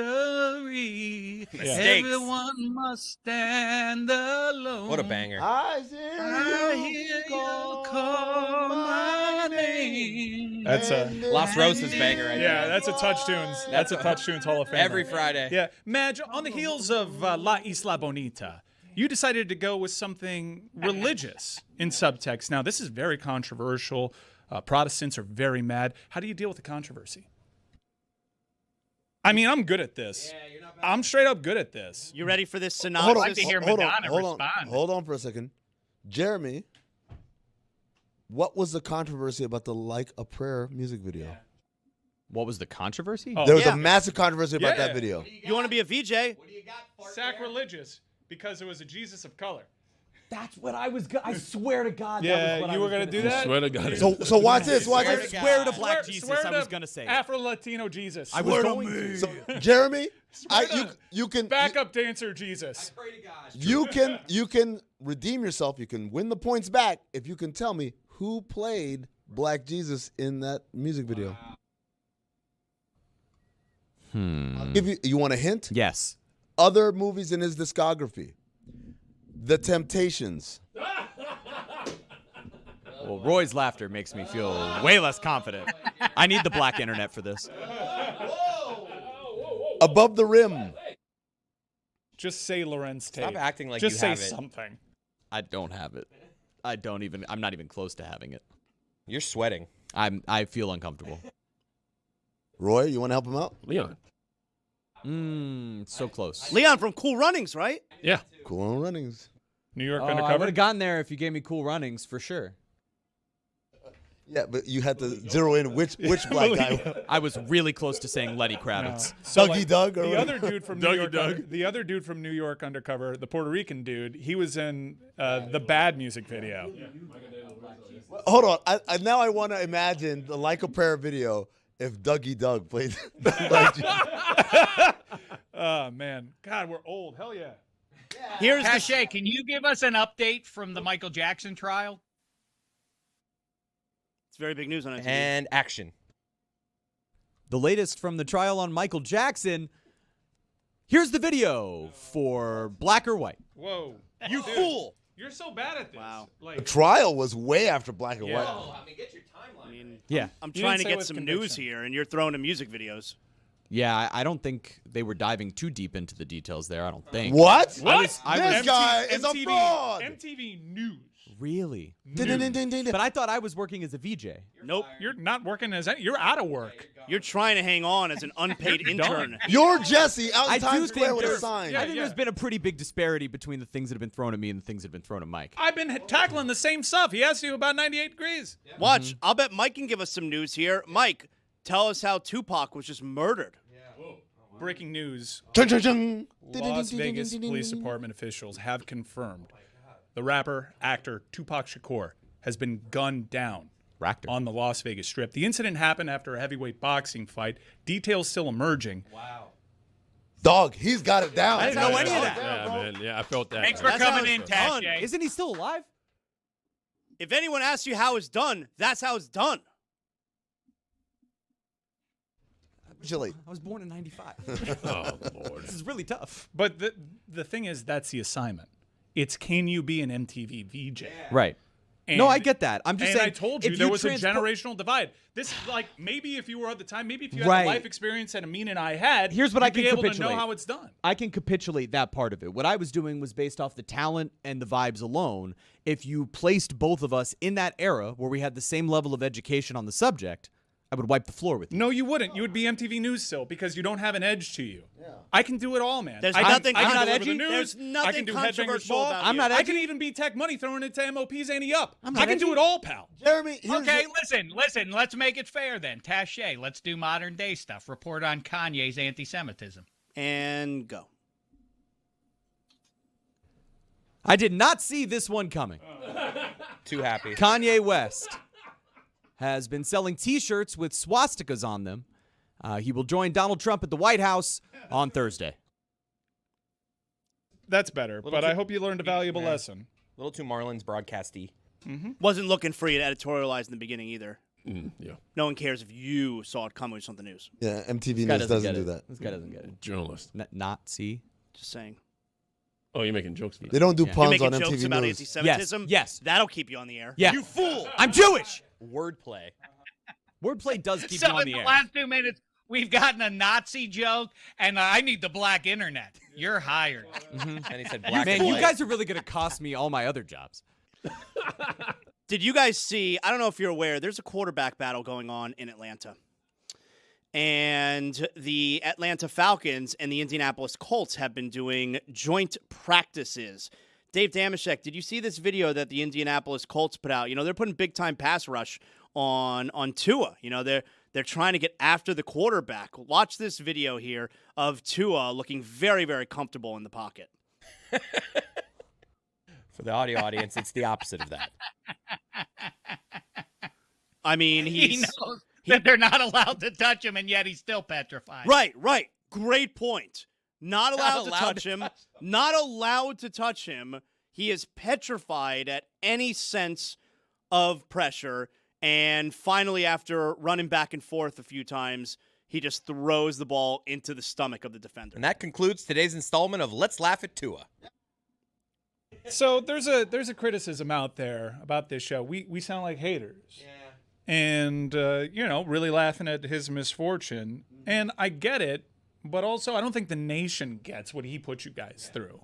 The show me the money stuff, like, get out of here with that. Yeah, but you got to admit, it is a fair criticism that we are really enjoying this downfall of Tua way too much. It's hating-ass hater behavior. Oh, my God, we're doing sports radio? Who would have thought? Yeah, but, like, the rest of the nation is like, wow, this is really outside. No, it means right. Oh, my God, we're being sports fans. Like in Houston, are they doing like the Deshaun Watson show every day of like, let's see this terrible interception he threw today? Let me just say that if they're not, they're missing out big time. Oh, I would absolutely. This show is based in Houston. We do Deshaun Watson updates every week. Yeah, I mean. Well, the distinction is it feels like you're punching down. He feels pitiable, even though he's worth whatever he's worth, $30 million or more to is, and is a pro football quarterback, potentially a starter, one of 32 gigs, and yet it all stacks up to like, man, that guy's a sad story, ain't he? It's the head trauma and otherwise. It feels like you're picking on somebody. Well, what's the response then when someone hears, he's a sad story and we're picking on him, and then the response, because I saw a lot of this yesterday, and then the response is, hold on a second. He gets to keep all of that $100+ million and not even play for the Dolphins. This is a sad story. This is a sad situation. Like, no, I what's the think response you're then? right, Zaslow. I think you are correct, Zaslow. I thought his comments at the tail end last season were outrageous. Like, I don't know what is exactly was the It would quote be about, dope like, to go somewhere else. dope. But in our Thanks a defense, lot, Miami. it's rare you see a training camp clip where a guy looks as frazzled where he's not able to get hit. I mean, I feel like we're making a pretty obvious observation here. Yeah, for me, and it's a lot of what Dave just said. Like, I wasn't hoping that Tannehill was going to be bad when he went to Tennessee. I wasn't hoping that Chad Henne was never going to start again once the Dolphins let him go. Because those guys, their behavior wasn't Tua's behavior in his final year here. Throwing teammates under the bus, coming up with every excuse every single week, openly talking about how dope it would be to play somewhere else, bragging about getting paid, laughing on the sidelines when the Dolphins are getting blown out in a disaster of a season, and seemingly, power struggle behind the scenes with the head coach. I want Tua to do poorly. I hope he does poorly. I don't appreciate the way he behaved here. I think now, I agree with that, and I spiritually sign off on being a raw Dolphins fan. In your seat, though, I do also understand what Mike's saying. From a distance, you may not be aware of that, and it feels like you're just making fun of a guy who's been doing the fencing thing on the field one too many times, and he feels like a pathetic guy at this point. But that's in the rear view. Now you have Malik Willis, and I find it fascinating that we know the Dolphins do not want to make the playoffs. They want to miss the playoffs and set up for 27 and beyond. So as you watch the 17 games that are about to kick off for your Dolphins, what do you need to see from Malik Willis that makes you feel like, because I feel like, talk about a guy to feel bad for, they've just, sacrificial lamb kind of vibes there. We're not going to help you at all, Malik Willis. Now, we're going to probably replace you in the first round in 2027. Very strange stuff. What does Willis have to do to make you feel like, I hope the Dolphins don't take a quarterback, because we already have the answer? Well, so this part is interesting, right? Is there a scenario where, because we've had this conversation, where are you going to be able to get a good read on the quarterback when he doesn't have guys to throw to? Now, Caleb Douglas, Chris Bell, there are people who think that these are going to be dudes, all right? So maybe we'll wind up being wrong about that. But is there a world where we can tell that Malik Willis is a good quarterback, but the Dolphins still lose a lot of games? So they're in the scenario, they're in the situation where they have a high draft pick and they can choose to replace Malik Willis at quarterback if they want. Like, you understand what I'm saying? Can it be both, that they're going to get the high pick in the draft and face this scenario, but we also believe, you know what? Malik Willis is actually pretty good. Can those two both happen at the same time? Well, to me, this sounds like insanity if it were 2010, but the New World Order, where in-season name brand guys get dealt away. Let's say, what if Jordan Love, as the perfect situation, what if Jordan Love got hurt up in Green Bay and the Dolphins were fulfilling the self-fulfilling destiny of going 2-15 or whatever?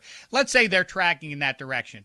Do you think the Packers call the Dolphins? Because that would be optimal if you are the Dolphins, right? To get Malik Willis so you have a little bit of intrigue for the fan base for the first couple of months until what you expect to happen is happening. They are a terrible team. Would you then trade Malik Willis to a contending team? If Matthew Stafford, for instance, went down in L.A., what would they do? I mean, they can't put Ty Simpson in there. But see, that's why they could. They could. They invested a first-round draft pick in him.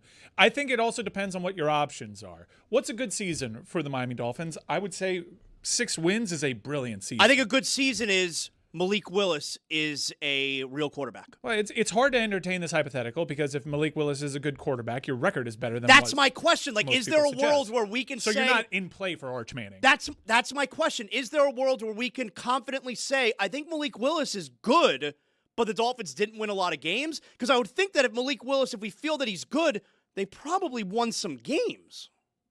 There are only 2 looming examples this millennium of high-end quarterback play on a bum team. Drew That's my Brees question, yeah.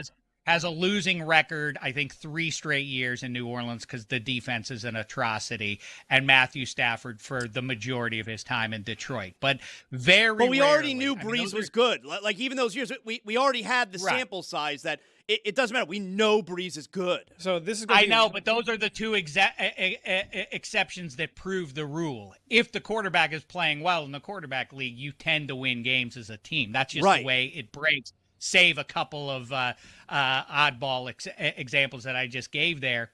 I do think it has sort of like, if you'll buy, well, you're an ACC country, like Lenora Sellers, SEC, Gamecocks quarterback. He's great, but probably the talent in South Carolina doesn't keep up with the rest of the SEC. And you can kind of distinguish the two, right? You can say, like, the quarterback is for real. The guys around him ain't good, but you like Lenora Sellers enough to see him as a real prospect. Yeah. There are examples of teams having bad seasons in terms of win-loss, but also feeling like they found an answer at quarterback. I mean, Peyton Manning was pretty obvious, but they weren't great his rookie season. I believe Baker Mayfield set a rookie passing record his rookie season, and he didn't even start all the games. All right, so those are good examples. Yeah, but also they weren't veterans that were coming over to a new team, which is a little bit different because, yeah, I'm not going to take a quarterback the very next year because this guy has shown promise and the wins weren't there, but I already invested draft capital in him. A veteran, that's a difficult situation. I don't think the Dolphins are hoping to get a quarterback in next year's draft. I think they're hoping that the guy they just signed to a really team-friendly 3-year deal, we know it's kind of 2 years, though, I think they really hope that he's their guy. And look at the draft pick they made. I think that the first-round pick they made kind of validates what Zaz is saying. Whether or not we agree with that, I think they should have taken Caleb Downs.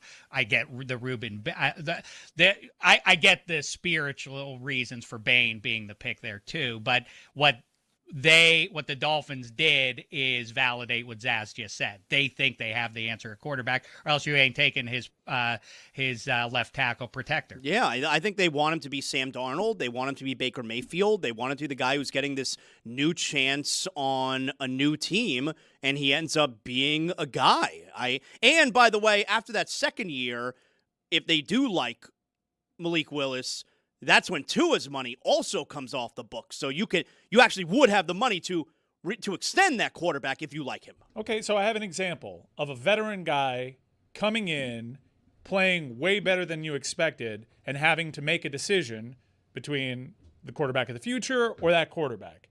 And I think we can all agree this did not work out for Minnesota and Sam Darnold and J.J. McCarthy. But they were already pot committed, right? They made the McCarthy pick. They invested the first-round pick when they had no intention of ever playing Sam Darnold. And then they had a curveball thrown their way where they had to play him. But one of the rare instances where the veteran makes you really think and think hard. It kind of happened in San Diego where Breeze wasn't great, got hurt. They draft Rivers. Breeze is still the starter. Yeah, great one. Breeze is still really good. But they have Rivers, and they selected him, number 2 overall, number 3 overall, whatever it was. They made the trade with the Giants. And it proves the crapshoot effect of all of it, Zaslow and Mike. That's exactly right. San Francisco, you have to throw a bunch of crap against the wall to see what sticks. That is the big takeaway from all of this. The Niners had Alex Smith and Colin Kaepernick, and one of them worked out. Seattle launches its almost dynasty with Matt Flynn. Oh, yeah, we'll also take that Russell Wilson. We'll take him, see maybe he'll work out. Tavares Jackson was in play around then. That is the takeaway. They had Drew Bledsoe. They were paying him gigantic amounts of money. They get so much credit still to this day for drafting Tom Brady late in the 6th round. That was a crapshoot. The point is, the big takeaway is you just have to keep throwing. I mean, the Browns, as much as a punchline as they are, I think they deserve credit for the attempt that they made a year ago. They had Watson, then they get Flacco, then they draft not 1 but 2 guys out of college. At least they're trying to flood the zone to see if they can find the answer. Jeremy, we want you to set up another music video. This is the newest single from Rage Against the Machine. Are you ready to rage? This is the next video from Rage Against the Machine.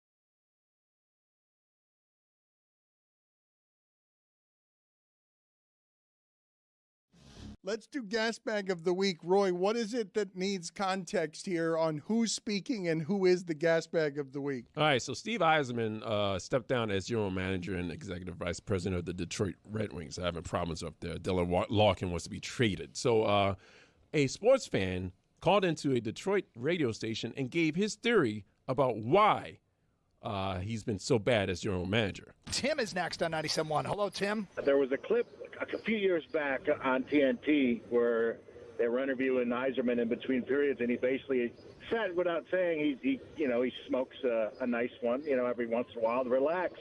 Do you think maybe he was on Devil's Lettuce a little too much? He was a little too passive, perhaps. What?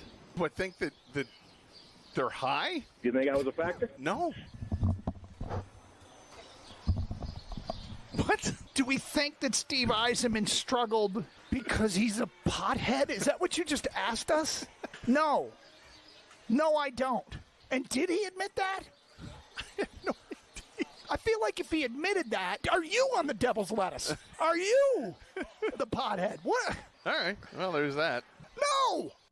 Gas bag of the week. Does that deserve applause? I love radio remotes. Birds chirping in the background. The soft sounds of you adjusting your headphones. Are you on the Devil's Lettuce? The fact that that's probably a car dealership. Oh, that's hot. I like that.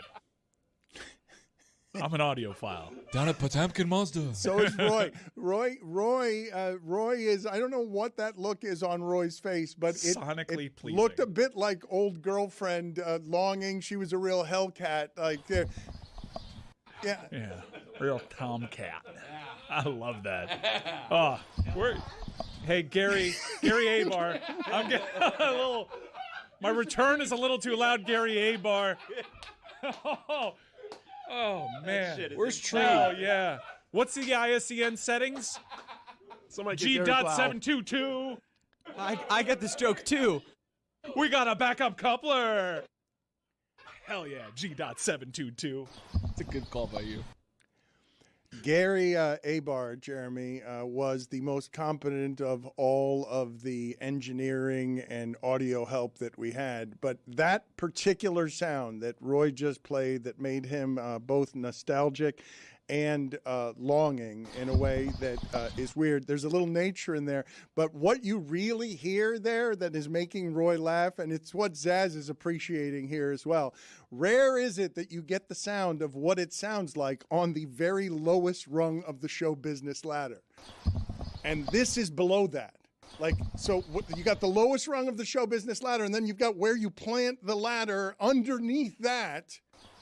And then underneath that, then the car people coming by, and you're surrounded by used car salesmen, and Ed Williamson is up your ass. Just 500 due at signing. Tax tagging time. We got a bounce house here for the kids. The cookies are warm and the coffee is hotter.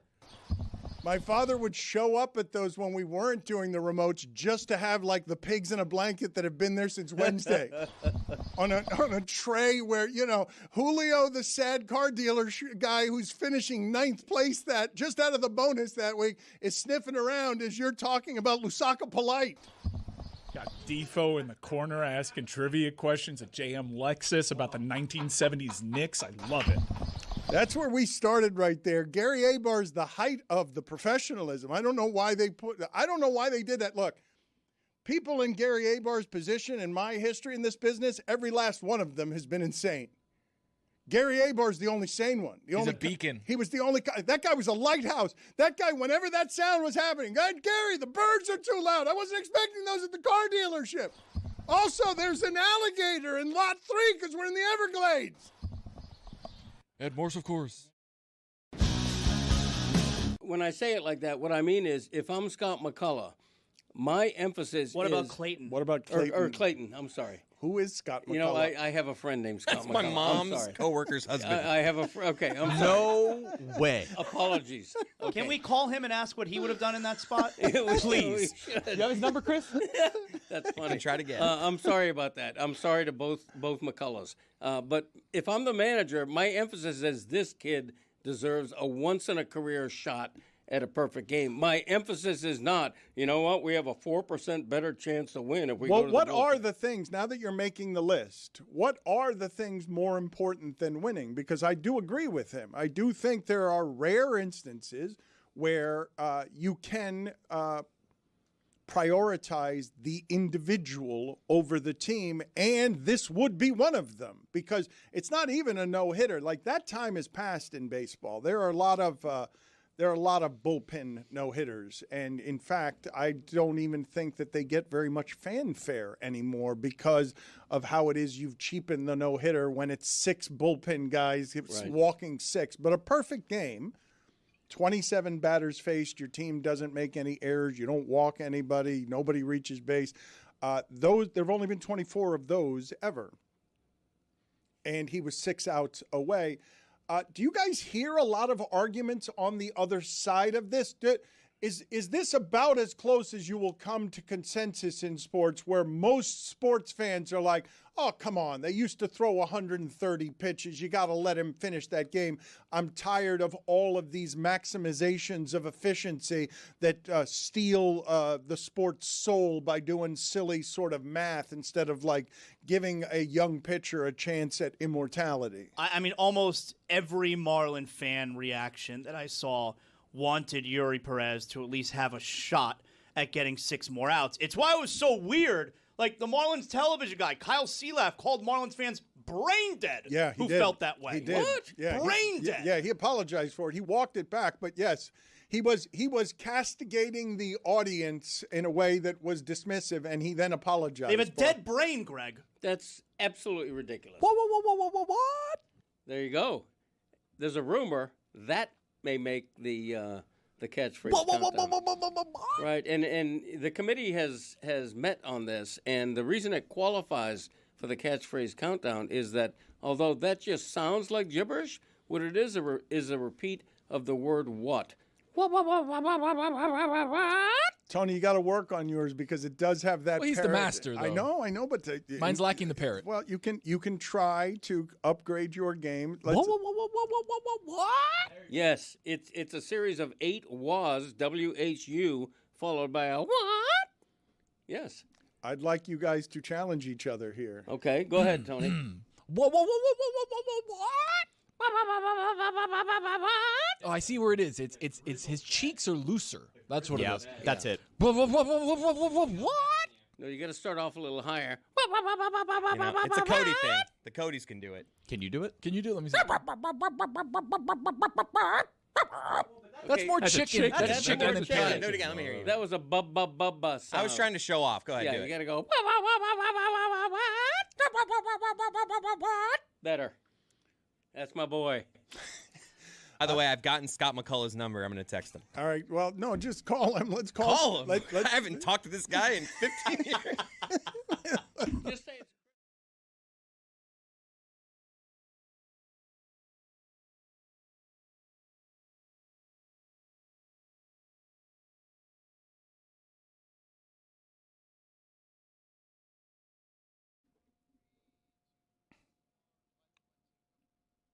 I want to tell you guys about Kinley Rasmus. So Kinley Rasmus is a pitcher for the Alabama team in the Little League World Series. Kinley is the 9th girl to ever pitch in the Little League World Series. She's the 25th girl to ever compete in the tournament. And the team's slogan is Fear the Bow, for the bow that she wears on the back of her ponytail. But she threw 6 shutout innings the other night. Unfortunately, any relation to Colby? Yeah, she's Colby's niece. Colby Rasmus? Colby Rasmus. I was joking. A name from the past, one of our favorites. 25th girl to ever compete in the tournament. Again, she threw 6 shutout innings. She plays shortstop as well. She's going to be playing shortstop tonight in an elimination game for this Alabama team. But she is the best player on this team. She is electric. Like when you watch her pitch, she is clearly one of the best pitchers in this tournament. She's helped lead her team from Alabama to the Little League World Series, and it's so cool because Corey and Colby Rasmus, obviously Colby's brother Corey, who was also a big leader, they went to the Little League World Series back in 1999. They went all the way to the final. I always like when they show clips of the major leaguers from either current or former major leaguers when they played in the Little League World Series. Well, and that's just like the guy we introduced earlier in the week, Matt Tugboat Wilkinson, who had pitched in the Little League World Series. Now you have this example of Kinley Rasmus, and it's really exciting. See, this is more hitting, your lane her pitching's than been MTV, awesome. VJ. This is more your lane. It's really great to see them in this tournament for the first time in 27 years. She won't be able to pitch tonight, but hopefully she can lead her team to a win. And I just want to salute to Kinley Rasmus. She deserves a toast. And Worth a Toast is presented by Cuervo. Keep it fun. Keep it Cuervo. Shout out Kinley Rasmus. How about that? You know, this is a good opportunity, actually, Jeremy. I said Little League World Series. This is a good opportunity, Jeremy, actually, for you to tell us about this new Kardashian reality show. Let me just underscore, drink responsibly. Whoops. Fear the Boat is the team slogan? Sounds like it's her slogan. 21 and over, please. I'm going to go. No, I want to hear about this Kardashian reality show that she's producing. I'm being serious. Yeah. You fool!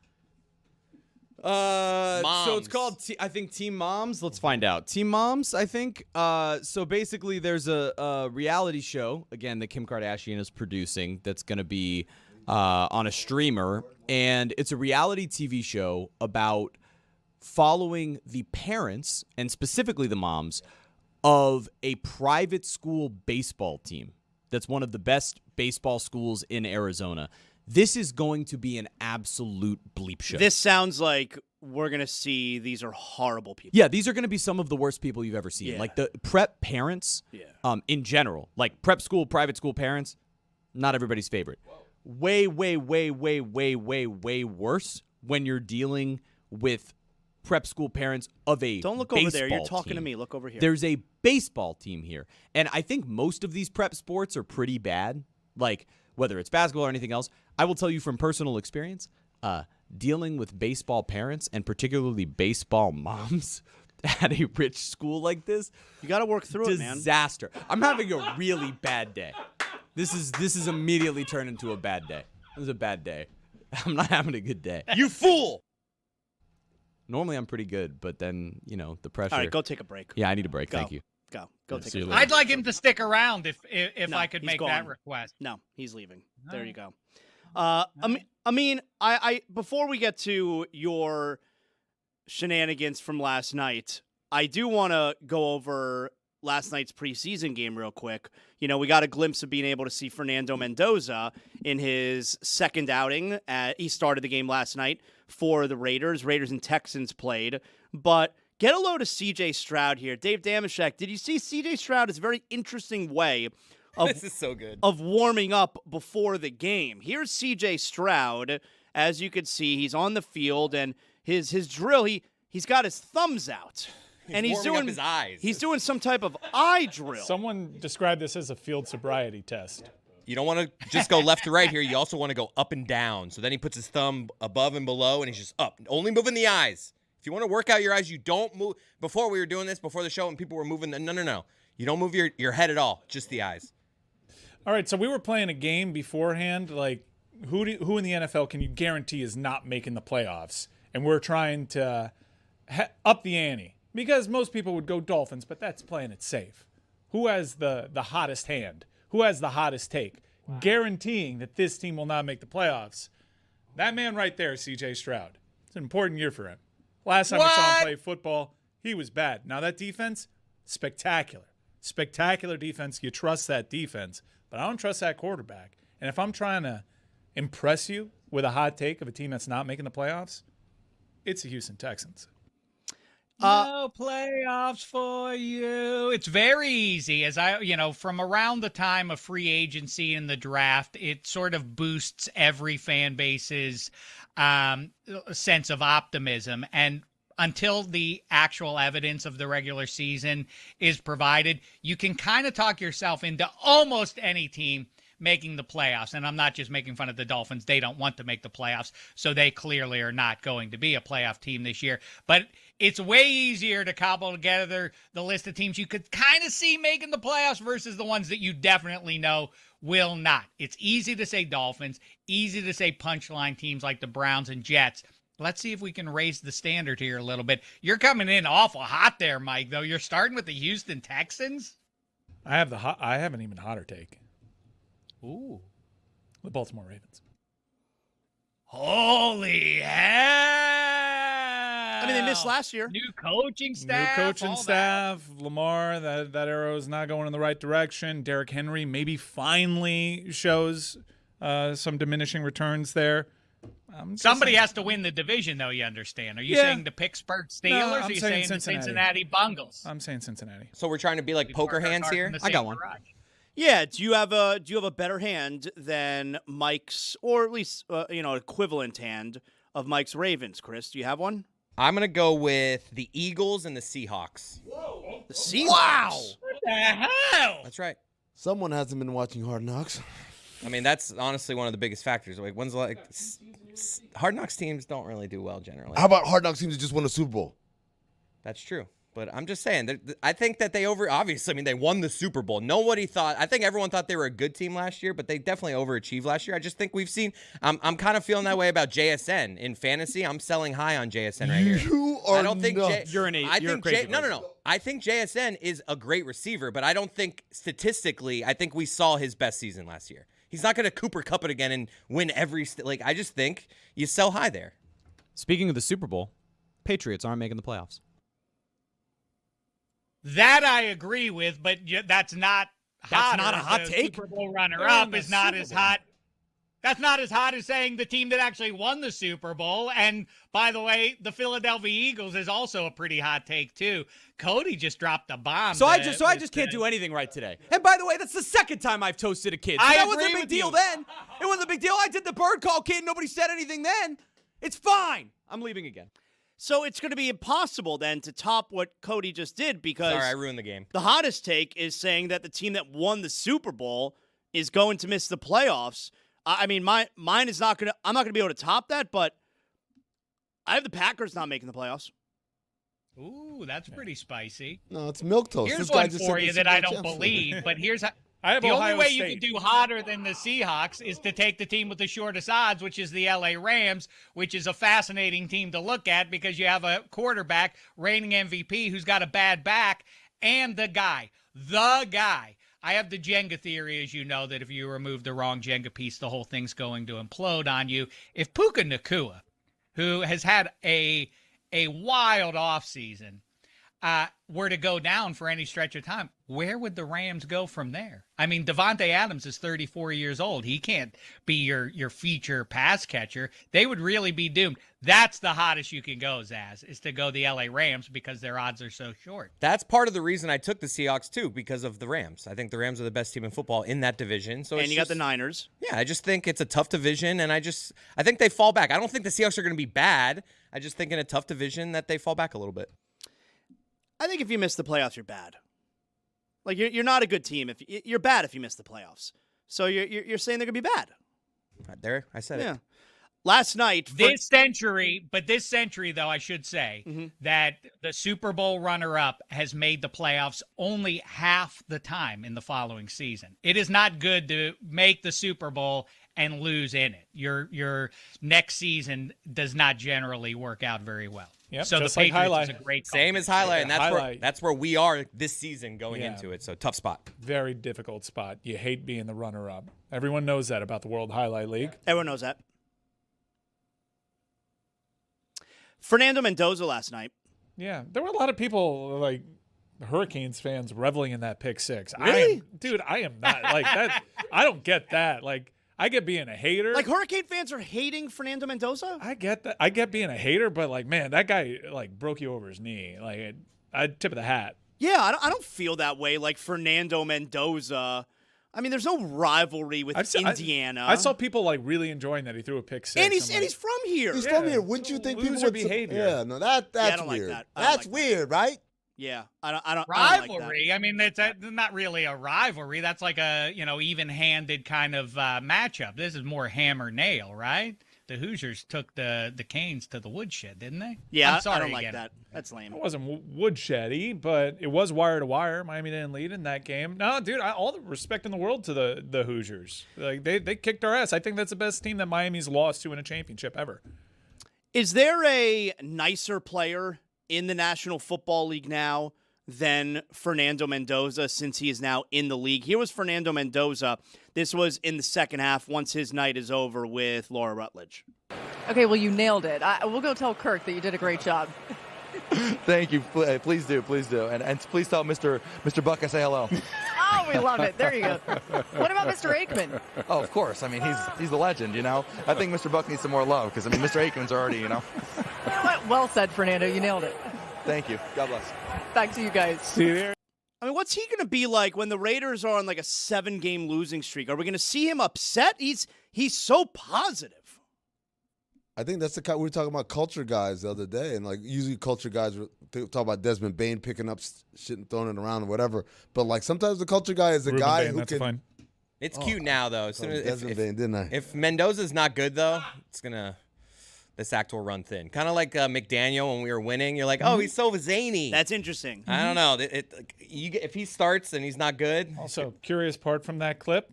Already ramifications for the rules that Troy Aikman now faces. You know he's subject to the Tom Brady broadcaster rules. Yep. And so, like, Mendoza doesn't even want to say hi to him because he's not in the pre-meeting.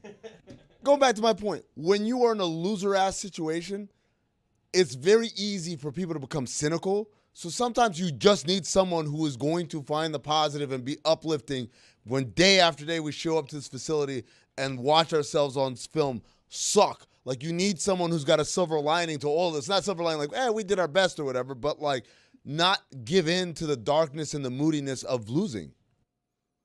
But if his name, I think he is such a sweetheart of a guy. If his name weren't Fernando, I think we would consider him very differently. I think that provides him a sense of bravura, right? Fernando. It betrays his manner. A sense of what? Bravura. Bravura. All right. Yeah. All right. Yeah.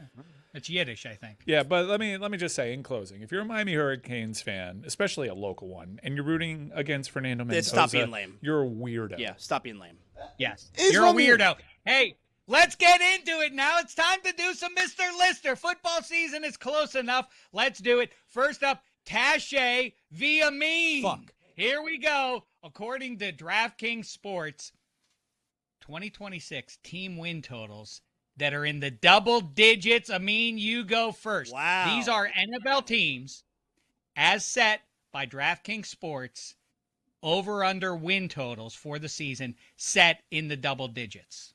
This Amin, is you're gonna up first. this is gonna upset Chris Cody, but I'm gonna go the Seattle Seahawks. That's correct. This is going to upset me, the New England Patriots. The New England Patriots is correct.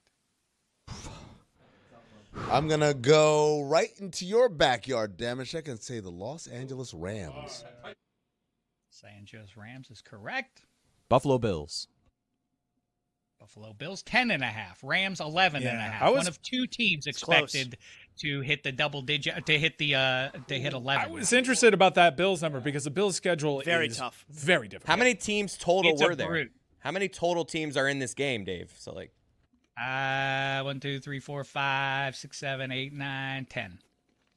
So we got 4 down of the 10, so there's 6 remaining. I'm gonna stay in your backyard and say the Los Angeles Chargers. Your chance to steal, Taché.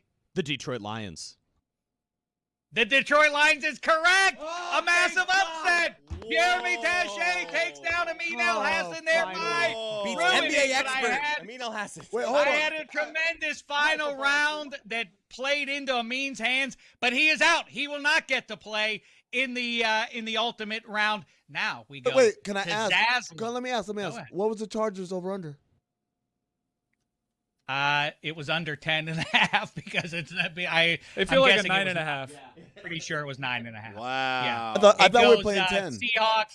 Seahawks, Eagles, Patriots, Chiefs, Lions, Bengals, Bills all at 10.5, Rams and the Baltimore Ravens at 11. What? Really? Take the under. Very heavy. Feels very heavy with the Ravens. I am with Mike Ryan that there are some questions, especially about the Ravens. You know, they've been predicated. Our perception of the Baltimore Ravens is owed to much like their arch rival Pittsburgh Steelers. We think they're mighty at the line of scrimmage, but that's been the failing of the Ravens the last couple of years, is some questions on both sides of the thing, and the interior of the offensive line is not doing Lamar Jackson or Derrick Henry any favors. The assumption that they're going to win the division is a little rich. I'm with you, Mike Ryan. I got the Cincy Bengals winning the AFC North this year, but here we go. Zaslow v. Chris Cody. You're up first, I'm ready. Chris Cody. I'm ready. New York Jets quarterbacks who started a playoff game for the Jets. Oh, Go. my God. I'll go first. Joe Namath. That's correct. Vinny Testaverde. Vinny Testaverde is correct. Appeared in the title game, if you'll recall, against the Denver Broncos. Got Mark shut Sanchez. out. Mark Sanchez is correct. By the way, you know, everybody has these alt casts now.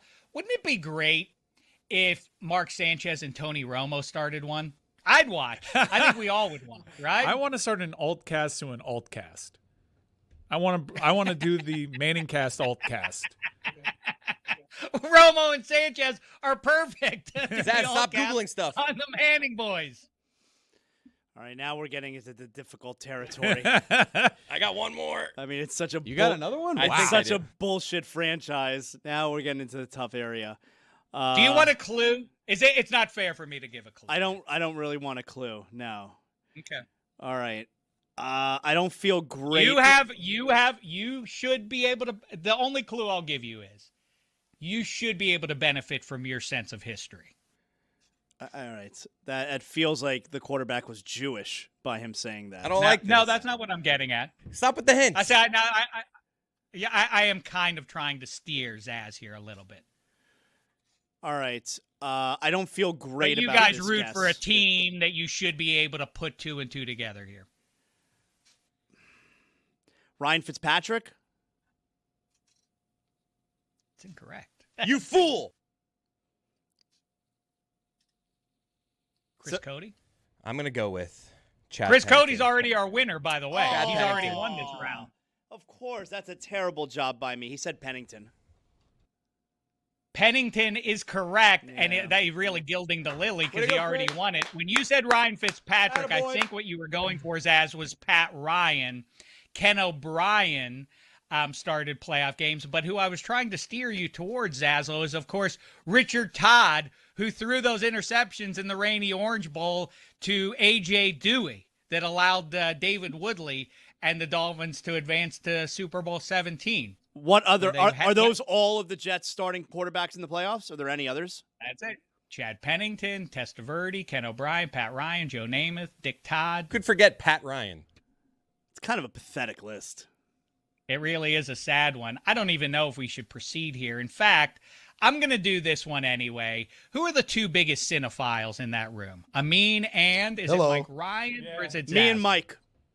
No way. Okay, here we I'd go. probably go Mike and Amin. Honestly, you're not even top 3. I mean, Roy knows everything Roy, about yeah, everything. Roy. I put Taché. Roy? You might be dead last. Roy, but specific from 70s to 90s. I think he kind of lost touch with the movies about 10, 15 years ago. Is that safe to say, Roy? I lost touch with everything.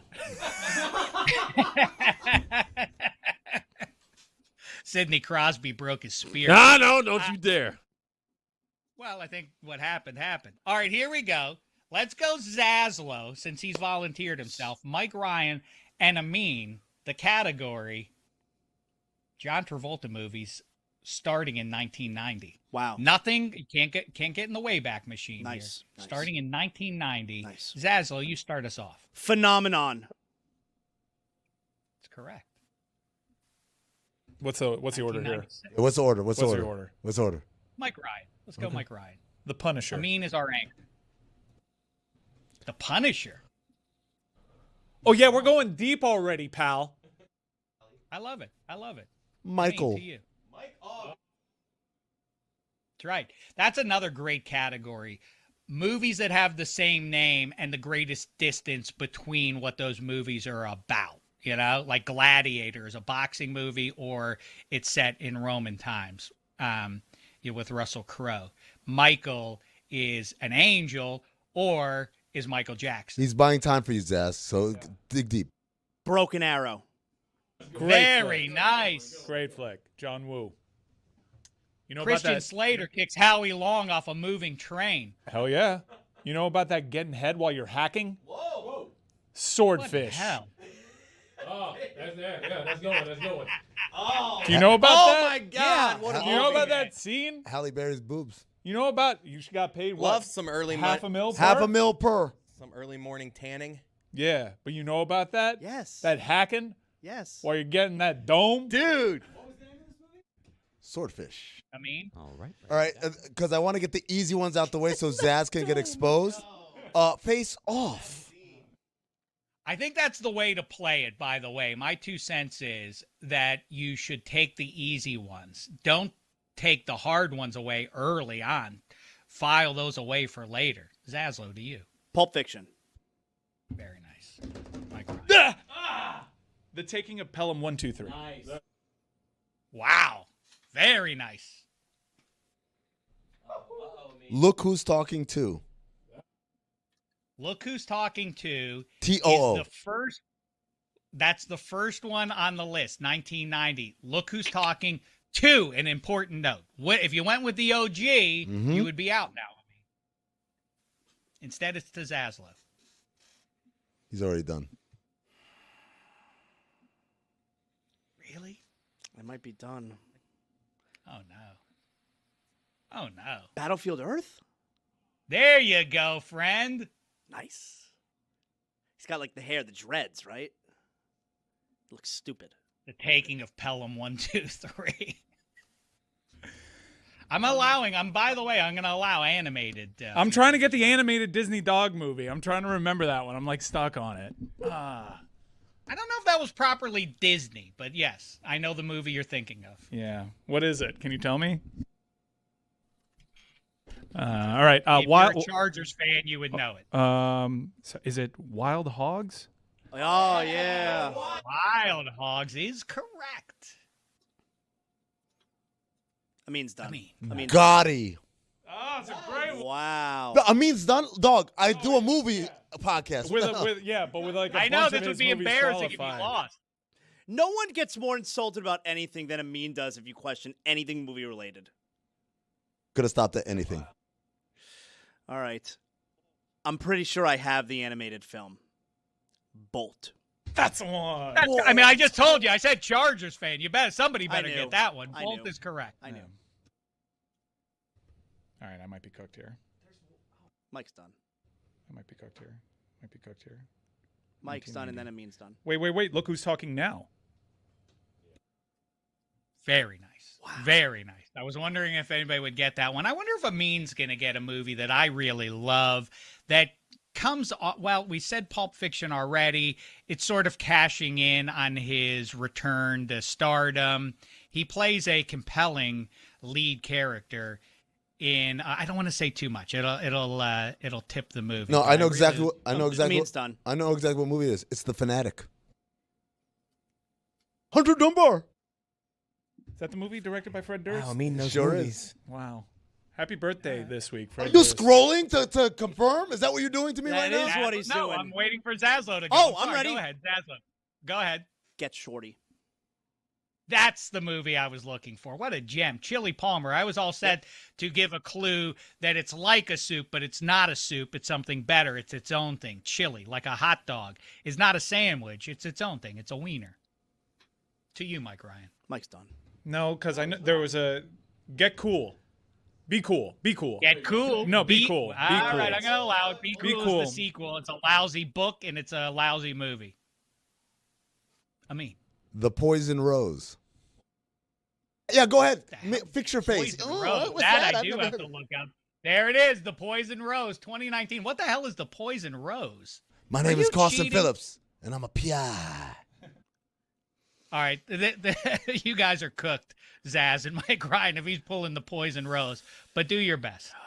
Give me a second here. Give you a second. Yeah, this is Mr. Lister. Yeah, I'm thinking. It's tough.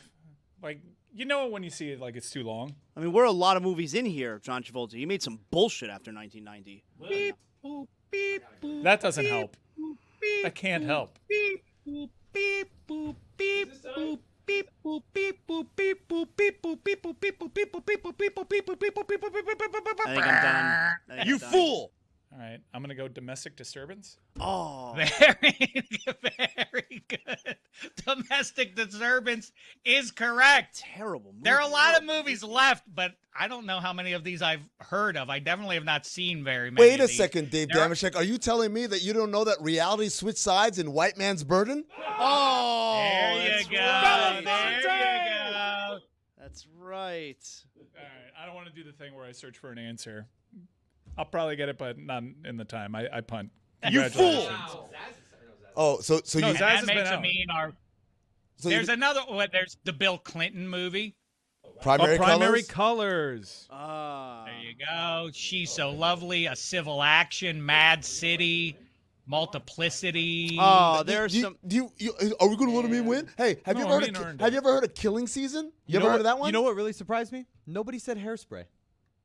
That's right. He was in Hairspray. That surprised Paradise you? Great flick. City, Mobland, He said, The "Look me in the Shepherd. face." You would have gotten it. The hell are some of these movies? Anyway, there you go. Man, that was fun. Yeah, that was good. That was good. White Man's Burden. White Man's Burden. It was that poster never left that Blockbuster video. Now, from hold far on, away. Lionel. I get it. I can't get the formula job, but I need a fucking job, man.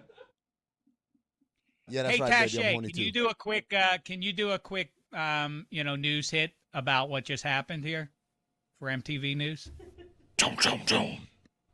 Amin El Hassan has emerged a victor in the latest game of Mr. Lister, hosted by Dave Damashek. Jonathan Zaslow went down in just the fourth round, while Mike Ryan lasted, but not long enough, before El Hassan took the victory. There you go. That's good. Yeah, I know I could do news. I know. And Forgot that's about- something I know about. Forgot about my win, but that's fine. I also won. Good job, Dave. Amin, last night you got involved in a drunk spelling bee. I got involved. It sounds like I was like drunk and then I stumbled my way into a spelling bee. Instead of a fight, You were like, "Hey, telling punk." You were telling us yesterday that you're doing a spelling bee.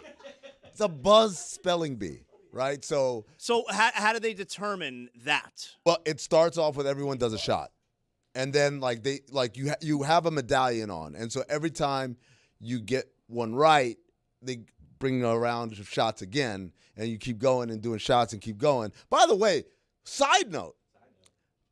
Remember, Roy, when you went to the All-Star game in Canada?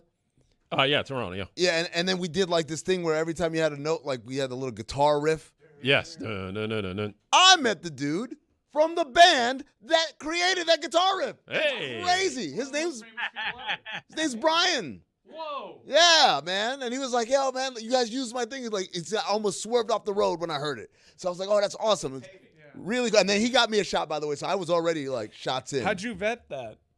I just took his word Yeah. for it. He got me a shot. But Classic Brian. But he did. To be fair, it's not like he was just talking because he was the opening act. Was like some live entertainment, and he was the guitarist. Could he have gone up to, hey, you know the Tony's Top 5? The guy that goes, hey! That's me.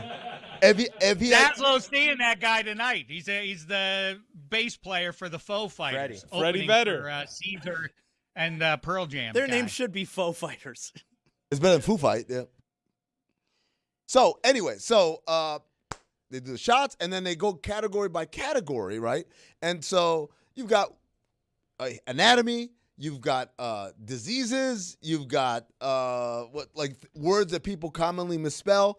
And so I get to the final round, and the final round is they're just throwing words. It's me and two other people, and we're going kind of like Mr. Lister. First person to mess up is knocked out.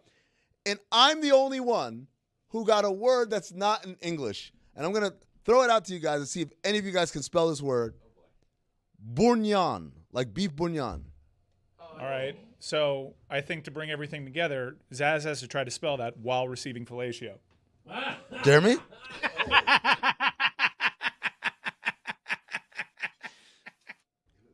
It was there.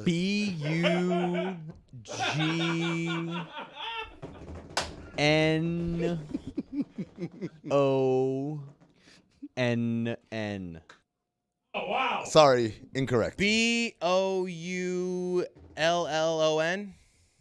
Close, but no cigar. Incorrect. Can you say the word for me again? Bourguignon, like beef bourguignon. I'm saying it wrong? Who said I'm saying it wrong? Lewis in my ear. Well, how should you say it, How Lewis? should he say it, Lewis? I think it's bouillon. No, not bouillon, you dumbasses. That's a different word. Not like the soup. Not that, you dumbasses. That's why, you guys. Yeah, keep it to yourself next time. Say the word for me again. Bourguignon. B-O-U-R-G. 25 seconds. R-G-N-O-G-N-E. Wrong. Pershamstrania. B-O-U-R-G-O-N-O-I-S. What's this guy doing? Respect the Kachung. Pershamstrania. American business leader Mark Stodd going to has prison. completed a deal to become the controlling owner and largest shareholder of the NBA's Minnesota Timberwolves and WNBA's Minnesota Lynx by buying the majority of co-owner Mark Lore's stake at $4.5 billion valuation. Wow. Guys, this is what I warned you about. It's a condo on South Beach. All of them. If the Lakers can get flipped, they all can get flipped, and we're going to just continue flipping because that's all we are now. We're just assets on some rich guy's like P&L. This is stupid. You're right. You're right, Mike. You're right. So is that A-Rod's ownership stake? A-Rod is out of here, apparently, according to the report that we just heard. Kind of makes you grateful. Yes. Mark Lore and A-Rod. Did A-Rod sell his? Could still be minority. I couldn't tell from that report. The report is that he's buying He is a minority. the majority stake from A-Rod and Mark Lore, who were the majority stakeholders. That is Lore, damn. Look, I'll be honest with you guys, right? I think, and I don't know if the problem is I don't know who enforces this, but there should be a rule. You buy a team, you have to hold on to it at least for 10 years. I like that. I like that. But guess what? We're already moving on. Jeremy, I can't believe I beat you to this. You know what this means? What's it mean? Jeremy, eye on the ball. You know Anthony what Edwards. this means. That's This what means it Anthony means. Edwards. That's what it means. Attaboy, let's go. Wait. Let's get Anthony Edwards and Steph Curry. Huh? Could be. So no one knows how to spell Bourguignon, basically. No. You know why? Because it's not an English word. I was going to say, I'm not even sure it's a real word. You want the actual spelling? The actual spelling is I still have to look it up because I don't know it. Bourguignon. That's the word I got. Everyone else is getting things like Achilles. Why was John Travolta so insistent on that being a condition when he was vetting Hugh Jackman's hacking skills? Yeah. Like, you would think the gun to his head would be enough. Yeah. Like, that's enough pressure. But also There's no pressure like that kind of pressure. Getting your dick sucked. I would think that would actually calm me down. Sorry. What in hell? Per The Athletic, Lore will remain a part of the ownership group in a limited role, but he is stepping away from his role as governor to focus on taking Wonder, his food delivery and takeout business, public. And then also A-Rod will be serving. He'll remain in a role with the Timberwolves and the Lynx. Jeremy, put that on the bucket. Yeah. The swordfish. Host the show during. Okay. All right. Just put it on the swordfish. Yeah, no, it's we have either a new that Google or Doc. you have to have the soul patch that John Travolta had. Okay. One or the guess. other. I mean, why is this an NBA specific issue all of a sudden? Is it the canary in the coal mine? Is it going to turn out that all the leagues are doing this? Or is it because specifically Silver has deviated from the way Stern was operating that has allowed this to happen in a way that the other leagues are not? Yeah, they did a very specific thing a few years ago, which is they changed the rule. They used to not allow private equity / sovereign wealth funds to be investors in teams. And they did away with that rule. And so now there are a bunch of people who are they're backed by private equity who are looking at this and seeing the constantly rising valuations and say, I can buy and apparently I can sell. There's no part of this where there's a great affinity to the franchise and to the sport itself. So you look at a guy like Tom Dundon, who owns the Carolina Hurricanes. He has no ties to Portland. He has no ties to the Pacific Northwest. And really, he doesn't care. It's just like, I'm going to run this like a business, slashing costs here and trying to maximize every dollar. And I think he's going to be a guy who's going to sell in a couple of years because it means nothing to him. There is no part of this where there's an affinity here. And so the news of this sale is shocking. None of us saw it coming on the horizon because, again, these guys are new owners. They've only outright owned the team for about 2 seasons. Is there any reason to believe that this is now also going to happen, say, in the NFL? No, because the NFL, there's a couple of things. So I think I was talking about this yesterday. We definitely talked about it on Basketball Illuminati. The source of wealth of most of the NFL owners are tangible things. Walmart, right? And like things that are around. Whereas a lot of these new NBA owners come from places of volatility, mortgages, tech, private equity. And so when you operate, when your wealth comes from a volatile business, you are incentivized. It's high, sell high, buy low. That's what they're all basically doing. So I don't think this issue is going to affect the NFL anywhere near as much as it does the NBA. Well, why have NBA owners been guys who have made their money in volatile businesses like that and not NFL? Because of what I described as far as the changing of the rules to allow this. Also, does the NFL have that rule? Also, the NFL, the ownership, there's a lot of legacy ownership groups, which I mean tells me that being an NFL owner is good for your business. No, I mean, like, think about Yeah, but not that many anymore, Mike Ryan. The idea of the Maras and the Rooneys and the rest of it, that's a dying breed as well. Yeah, but there's still more of those around. I think, like, if you look at the longest tenured owners in the NBA, it's not that, like, I think the Simons in Indiana are now the longest tenured ones, but it's like, think about like Mickey Arison. That's like from the 90s, right? Like who else is a long Jim Dolan, 2000? Like that's when Cablevision bought. Like so, like a lot of the longtime owners in the NBA haven't been around that long, and we certainly don't have a lot of second generation or third generation ownership in our league. Why did they lift that rule in the NBA? Why did they have it in the first place, and then why did they lift it? Well, they had it, I think. David Stern, in his eminent wisdom, knew like this gets us into murky places where shit just goes left. Mm-hmm. The flip side is, and again, Basketball Illuminati, we did a great job of talking about this with Ethan Strauss, who got to interview David Stern before David Stern died, and talk to him about like the difference between him and Adam Silver. And Adam's a guy where it's like, can we make money off of this? All right, like why do we hold anything sacred? So a great example is in every NBA jersey now, what do you have in the top left corner? Used to be the NBA logo. What's there now? You have a patch. You have a patch, right? David Stern was so adamant against like we're not going to sell any advertising on the person of our players. Not only that, think about this. When it was Champion, when it was Adidas, if you were wearing an authentic jersey, meaning the jersey they wore on the court, the only logo on it beyond the team logo was the NBA logo. As soon as we switched to Nike, guess what we added? A swoosh. There's swooshes everywhere now, right? Which, again, other sports have done, but David Stern was very adamant about these things. And the reason why is because David Stern, I think, looked at himself as a steward of the sport, but also David Stern carried himself as, I'm your boss. To the, Dan always said, he's the 30 guys are his boss, like to Adam Silver. David Stern said, I don't care what the paper says. You won't listen to me. We're going to do things my way. Adam's thing is like, look, you're going to listen to me because I'm going to make you money. That's why you listen to me. And for every criticism that we can have here, and I don't think this is good for our sport to have these flips, but the reality is there are 29 other people today woke up to that news and like, yes, because all it means is this thing is going up, it's going up, it's going up. But what's the tag on that? What was the reported tag? It's $4.5 billion here, right. And they were already a significant minority investor, according to Shams. So now you have, and this is what he just tweeted, largest sales in NBA history have all happened over the last 17 months. Timberwolves and Lynx at $4.5 billion, Celtics at 6.1, Lakers at 10, Lakers at 12.5. Like if you told me the Celtics went for 6, 4.5 for the Timberwolves sounds about right. I guess it.